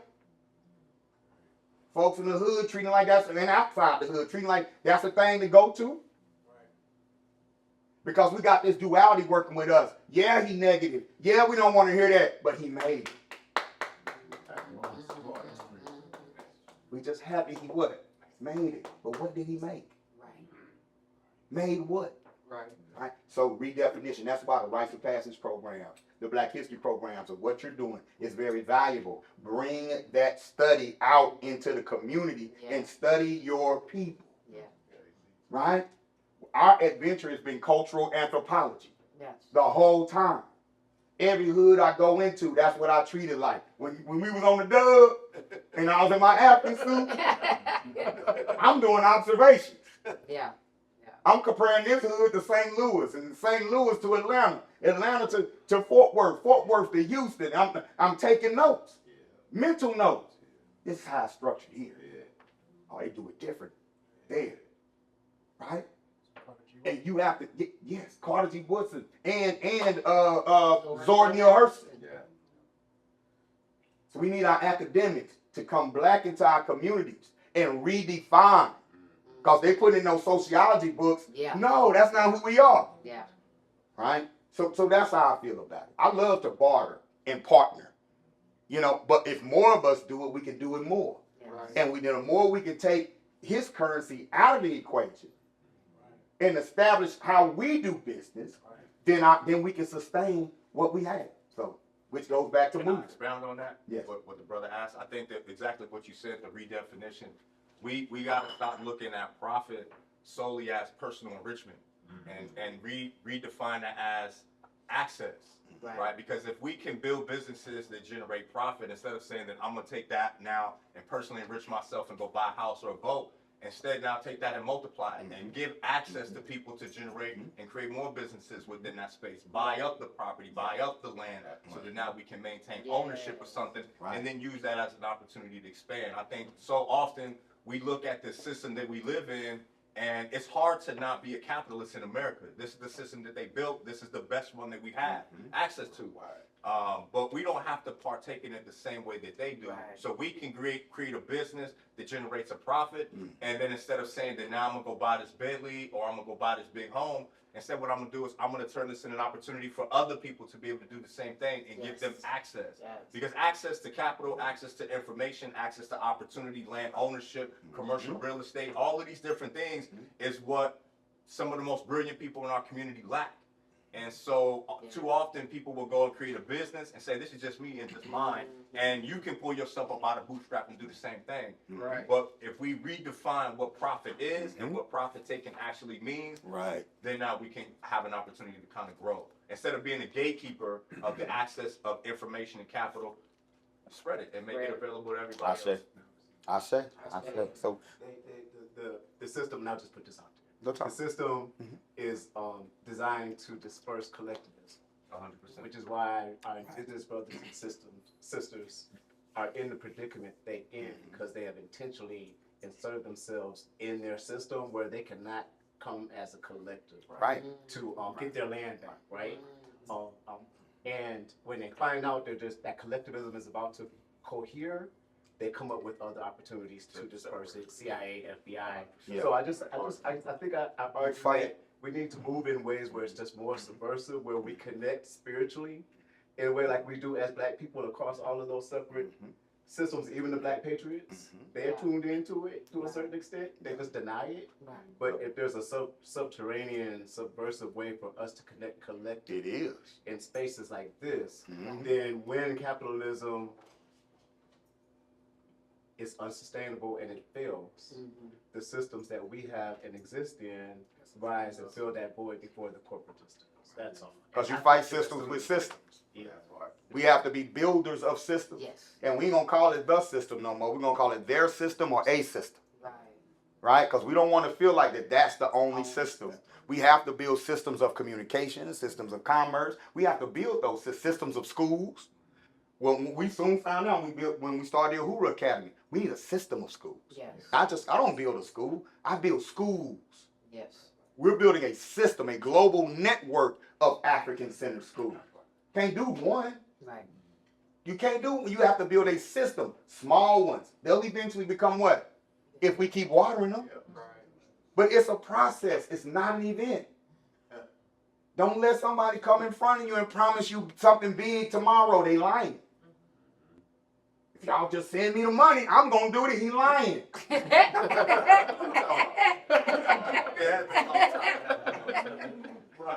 If the hustle fit, wear it. Come on now. If the hustle fit, wear it. Somebody tell you, all you gotta do is send this to me and we gonna boom. They lying. Nothing's that easy. Nothing big that you don't build a school, you grow a school. That's right. Schools don't, ASU didn't always look like that. When I got into this, I had to go. One of the things I did for myself mentally, I went and I looked at some of the most prestigious schools and what they looked like when they were founded. TCU was a shack. I'm from Fort Worth. Now it cost $60,000 a year to go there. And they still ask for donations. Huh? Big, Yeah. big and down. I mean, I started Uhuru Academy, cats coming up to me. Man, it don't look too good that you ask for donations.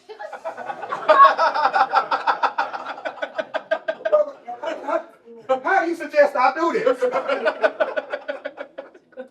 Every private school I've ever seen ask for donations. Well, I can't ask for none. All the time. Why we gotta be like that? Yeah, bro, it's like you begging.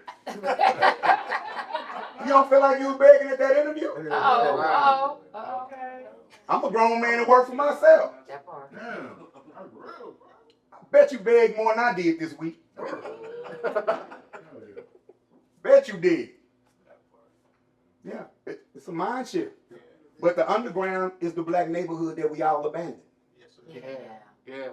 That's what a subterranean movement is gonna happen in the neighborhood. During the Haitian Revolution, they met in the swamp. Why they meet in the swamp? White folks were scared of the swamp. Yep. Yes. They didn't know how to stand around alligators. You gotta have rhythm to stand around alligators. I'll be on that boy like this. You can't be skipping around with alligators and scorpions. Black folk know how to walk among everything. Right. She brought a get look. See? Right. She had a snake on yesterday. I thought it was a scarf. When I say, oh, you know. So all the resources are there, but it's been devalued. Yeah. But say Chong them know his money in the hood. Yep. Come on. The average Arab corner store make at least between $350,000 to $500,000 a year on average across the United States. Yeah. And how am I talking about Arab corner store and I know you got one, I ain't even from here. They don't vote. Nope. Take it back to their community. They don't protest. They give a check to both sides and go about their business. We need to adopt that mentality too. We have no friends. Democratic Party ain't never done nothing for you. Your ancestors did it all for you. Come on. There's nothing we've gained in this country that we didn't have to bleed for. The Democratic Party led whole massacres on black towns in the late 1800s, early 1900s. The Republicans promised you freedom, then abandoned you and took all the security out the South and let the Klan rise up again. You ain't got no friends. They using you for your vote. Quit forgiving people. Don't forget. If I do something, if something come out tomorrow, Amin stole $20. Somebody gonna go lie. That's why I ain't never liked a Hoover cat. And I ain't gonna get no forgiveness. But we forgive them people. Yeah. So we get out that. We got to get out that mentality. Yes. On that subject of the rupture of organizations or groups, how can we discuss the repair of the groups? And what does that look like? Because there's been organizations here that have been ruptured, and I think they need to be repaired. Okay. I believe that it's time to talk to each other. We have to gauge. There's a time where we have to have a conversation, but those conversations gotta have guidelines. In other words, we gotta do it where we're saying that we're centering the people. We're centering what we can do for the community. Somebody has to be willing to say, man, I know we fell out, but I think we do. I think the community benefits when we work together. And then somebody has to be able to say, I agree. Sometimes people ain't ready. But what we got to think about as the people, right? If you don't want to do it, somebody else will. We'll pick somebody else. If somebody else comes up and does the thing that your pride won't let you do, then the people gonna choose them. You understand what I'm saying? Because we can't. I don't know what may be at the root of why you are falling out with me, but I'm willing to discuss it. I'm willing to apologize, even if it wasn't my intent. You understand what I'm saying? Because if you feel disrespected, you're disrespected. And I have to take you at your word. I can't say, I ain't did nothing to disrespect you. You tripping. You just want to make me look bad. You just want to do this to me. Then I start accusing you of having motives. I have to trust my creator that even if you got a motive, you can't harm me. Right. And so I can take you at your word and apologize. And then I want to see if you can acknowledge what you did. If everybody comes to the conversation saying, I'm just coming to the conversation to acknowledge how I feel like, why I feel like we don't come together, what I did to hurt it. This is after reflecting on it, I feel like this is what I did. When you said, I'm too old to rap. that hurt me, Right. right? And because you said that, I just really didn't want to get on a Zoom with you no more in life. Cause my feelings hurt. But that was gonna be a super Zoom though. Right. And I think now I'm over it because I went and looked in the mirror and I said, well, maybe. I can see where he's coming with that. You know, I don't agree, but I can. Some people believe that once your hair turn colors, you shouldn't do that. But I can't play the cello, so I'm gonna keep rapping. But I don't have to be mad at you for saying that. That was my insecurity, right? I gotta be willing to hold that. Now you might say, you know, maybe I should think of a nicer way to tell people they need to quit their lifelong dream. You know what I'm saying? And then we'll work it out. I hope that's helpful. You know, and as a people, stay on their tail. Like if you not necessarily in the organization or you're benefiting from it, your family gets benefiting from it. He's a leader, but he's a servant. You know what I'm saying? I'm gonna tell you what we doing? Now, I need y'all to go make it right with the bookstore, bro. Y'all had the youth thing going on up there. And my babies love story time. Right. So whatever y'all arguing over, you know what I'm saying? I hope y'all can fix it so my child can benefit from y'all's unity. That unity y'all keep talking about. Right. Yeah. Go to the people. Go to the bookstore. Ali, I love the bookstore. I do. I heard you ain't this.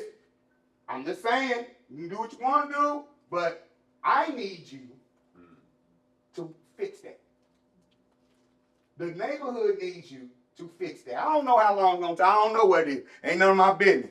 All I know is I used to come in here and see a chess tournament. Yeah. Now I don't see one. And we was counting on that. So you find somebody else can do chess, or go find a chess master and do what you need to do for us. Because we going to be here for you. Right. And then y'all just talk about that stuff as a family. Now they doing the hood, run the fade, whatever you got to do. That's why the revolution got to happen. Yeah. Right? Because there are basic principles that we still hold on to in our neighborhoods culturally that we've been taught out of. Right. Running the fade with one of them. Yeah. Okay, y'all still arguing? Go in the backyard and do what y'all got to do. Come on now. Come on now. And then come back with it, squad. Right. And a lot of times y'all get in that backyard and you waiting on somebody to say, man, they don't even want to fight. Yeah, you waiting on somebody to say that. They don't even want to fight. Oh, that sounds familiar. Yeah, I was that guy. I was like, man, what else, man? Yeah. So we got to get back to that. Because once you fight or argue, start laughing. Sometimes we start laughing at it. Right. But we can't be afraid to dive into that conversation. Right. Our people are worth it. You ain't doing nothing but talking to God.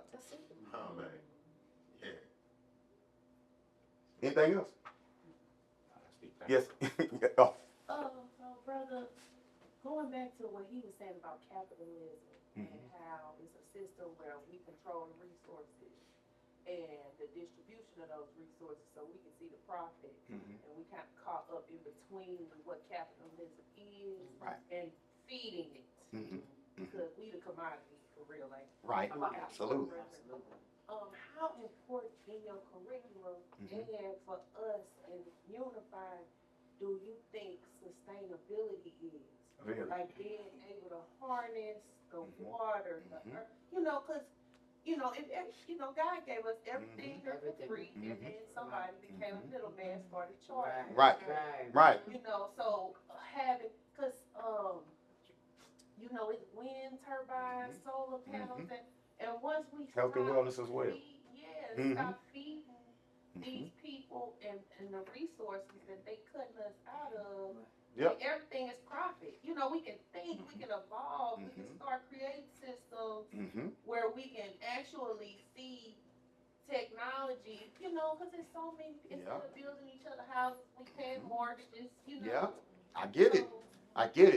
I'm gonna tell you a system that we could build, an industry that we can build right now and take over that we've had since we've been here, you know, but it's not promoted. But you gotta know who you know. That's birthing, midwifery, health and wellness, and gender around birth. And my wife is a midwife, right? And she traveled the South with an old lady for like 2 years, Nana Siti, a grand midwife, delivered what, thousands of babies? Yes, she has. Yeah, Yes. right? And it's a network. You can't find her website. Nope. Nope. You can't find her website. No, it's a network. You got to be plugged into the network. And so people that do the herbs and all that kind of stuff, they plugged into the network. Right. Because Nana Siti ain't doing all the work. Right. Doulas plugged into the network. Right? Mechanic who got to kick the car up. We use certain mechanics. We don't go to the regular folks. Right. We go to Dan Trail now. On that tree, get you right. Yop, yop, yop, yop, yop. He's a part of what? Network. You're a part of the network. We want music in the birth. We're gonna download some OBFC. We're gonna download some Aryan Nicole. Depending on the mood of, you know. Right, We had hip hop on the birth. We've had soft we songs did. on it. Yes, we have. Right? It's all part of what? The Network. network. So we have to start building networks, but that's an industry that's wide open right now And it's needed. and needed everywhere.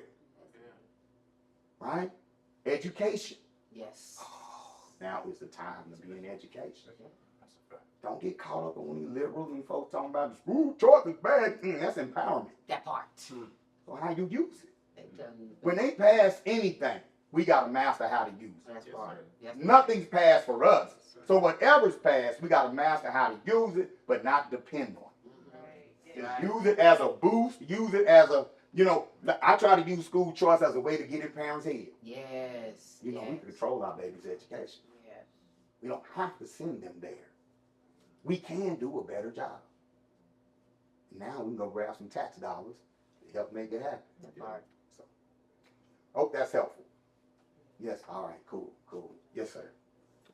Yeah, so there is seems to be a hesitancy on calling out, especially like larger institutions in our community. Mm-hmm. I've said it 1,000 times, Urban League is one. Okay. Right? Yep.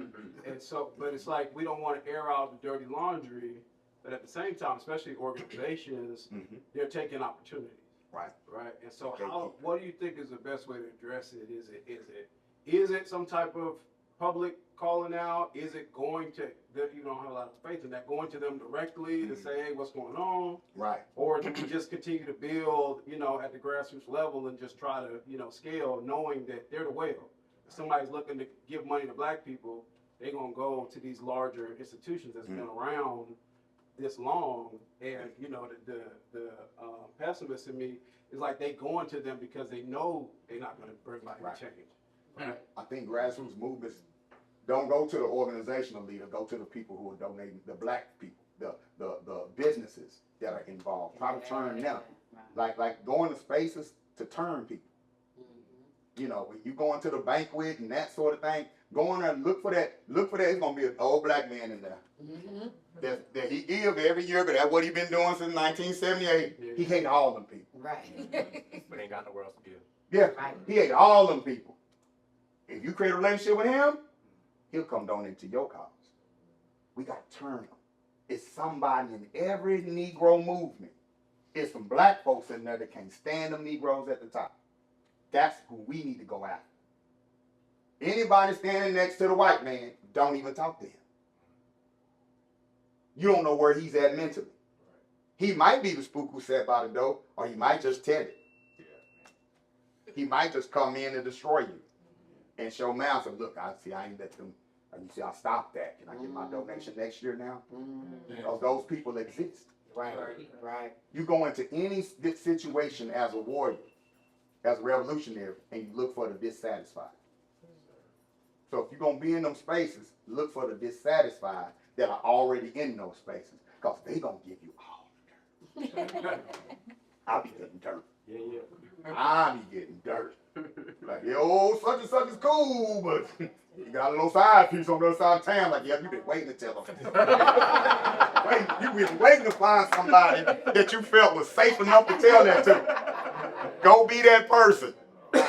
Yeah. You know how they jump black, the Negroes that want to do more, but can't because they trapped in that. You know how they jump black when you get around talking to people. Right, right. Yeah. They sit around like they see you. Hey, bro, how you doing, bro? You know, I don't like these white folks.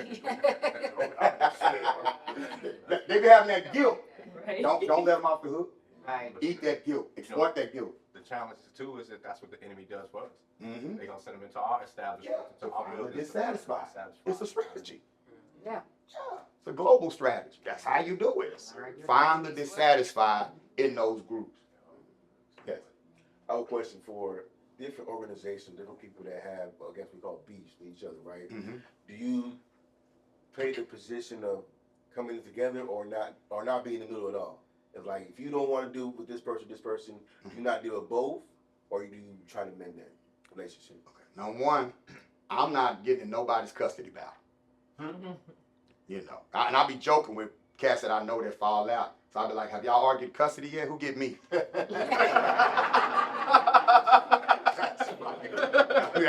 Who get me in Koyo? Are we gonna split? Like, Right. is one of y'all gonna get in Koyo, the other one gonna get me? Because I love both of y'all, and I didn't. And as much as you told me about this person, I still love this person. Right. Depending on what it is, you know, if it's not something super egregious where we got to handle some business, but if it's like, you know, we arguing over, you know, words. Policy. Yeah, something like that. Then no, man, y'all either need to fix that or you're not gonna fix that. But I'm rocking, right? I'm rocking for the people. So he may have hurt your feelings legit, Right. but if he's honestly doing something, cause we're not perfect people. We're gonna lie while loving the people, right? So if he's doing something, you say, Bob, I mean, be there. I'm gonna be there. You have to deal with why me being there is a betrayal to you. Right. Right? Hopefully you will understand I'm there for the people, not for the other person. I'm there for your people. When you call me, we cool, third. But if I come over and we just gonna play PS5, I won't be there long. But if I come over and we teaching and we doing and we moving around, I'm there. Because that's what brought us together in the first place. And if we can get back to what brought us together in the first place, then we got to ask, is that worth this argument? Right. We devalue our relationship for our ego. I ain't never liked him. Yes, you did. Right. That's right. Come on. He ain't never been about nothing. Yes, he was. Right. Yes, he was. Right? And you got to get back to remember that. Remember that time y'all was laughing. The 900 times y'all shared a joke versus the one time y'all fell out. Was it worth it? Right? And so that's how I mediate, though. You know, when I mediate, I'm only going to talk about you to you. Right. If you talk about the other person to me, I'll let you vent. But I'm not going to talk about the other person to you. I'm only going to talk to you because the only thing you can control is you. But then he shouldn't have said, we can't control that. How could you have responded back? What would you do different if the situation came up again? What did you learn from it? And if you're still talking about them, you haven't stopped to think about you and your role. So that's the only thing you can control. And if I can get them to do the same thing, we'll find common ground. I guarantee you, we'll squash it. Because when I walk in that mug knowing I've wronged you and wronged myself, you know where you've wronged me, now we can talk. Yeah. But it goes a long way. My wife come to me and say, I was wrong. What? You leaning in with that one? We got to make up. We can go anywhere. Yeah, we can start there. Then I'm like, cause what I'm gonna do? I'm gonna try to out-admit. Yeah, I'm gonna try to out-admit her. No, baby, I should have never said such and such, knowing, you know, that works. That strategy works. Right. You come in with your liability, it makes it safe for the other person to hold themselves accountable. Right. Accountability starts here. Right. It don't start out there. Nope. It starts here. And if you want to hold somebody accountable, especially of people who suffers from overdeveloped egos. Our egos are overdeveloped because we don't love who we are. You understand what I'm saying? So we have overdeveloped egos to compensate for our lack of love of this melanin, our lack of love for these big old lips, our lack of love, the lack of love that we're shown in society. So we on defense more than we should be. Ego is good, but when it's overdeveloped, it's a problem. We need to communicate in a way to put our egos back in place. Straight. Right. All right. Anything else? Y'all fed? Yes, sir. All right. Look, make sure, I'm serious, support the vendors. Now, this is what we have to do culturally. When we're the spot and they're vendors, whether you have money or not, if you don't have money, you got an email address. Join their email list. Everybody. No vendor should ever walk out of a space without your contact. In our space. Does that make sense? Right. So Mentu can get that automated email, then spam you. New artifacts. Sister can spam you. Yeah. Tell you about that CMOS.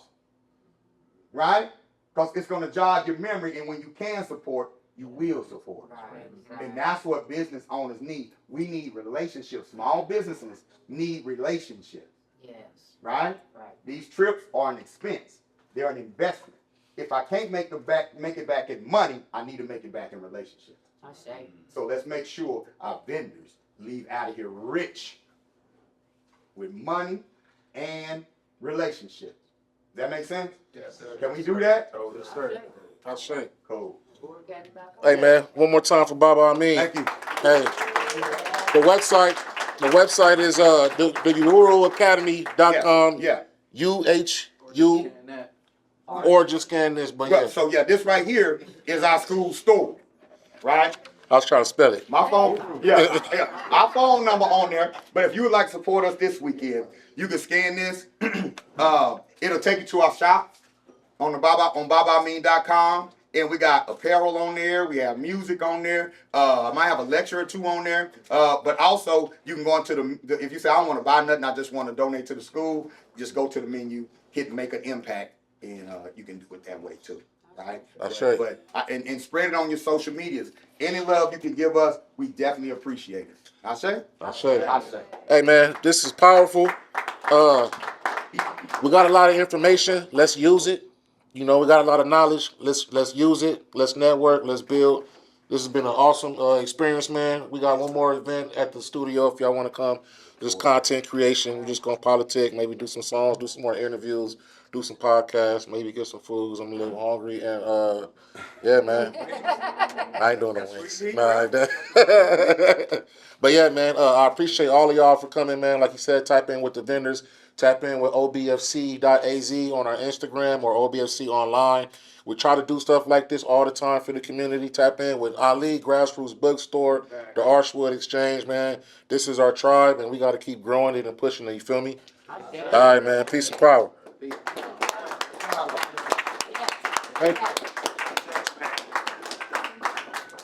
you.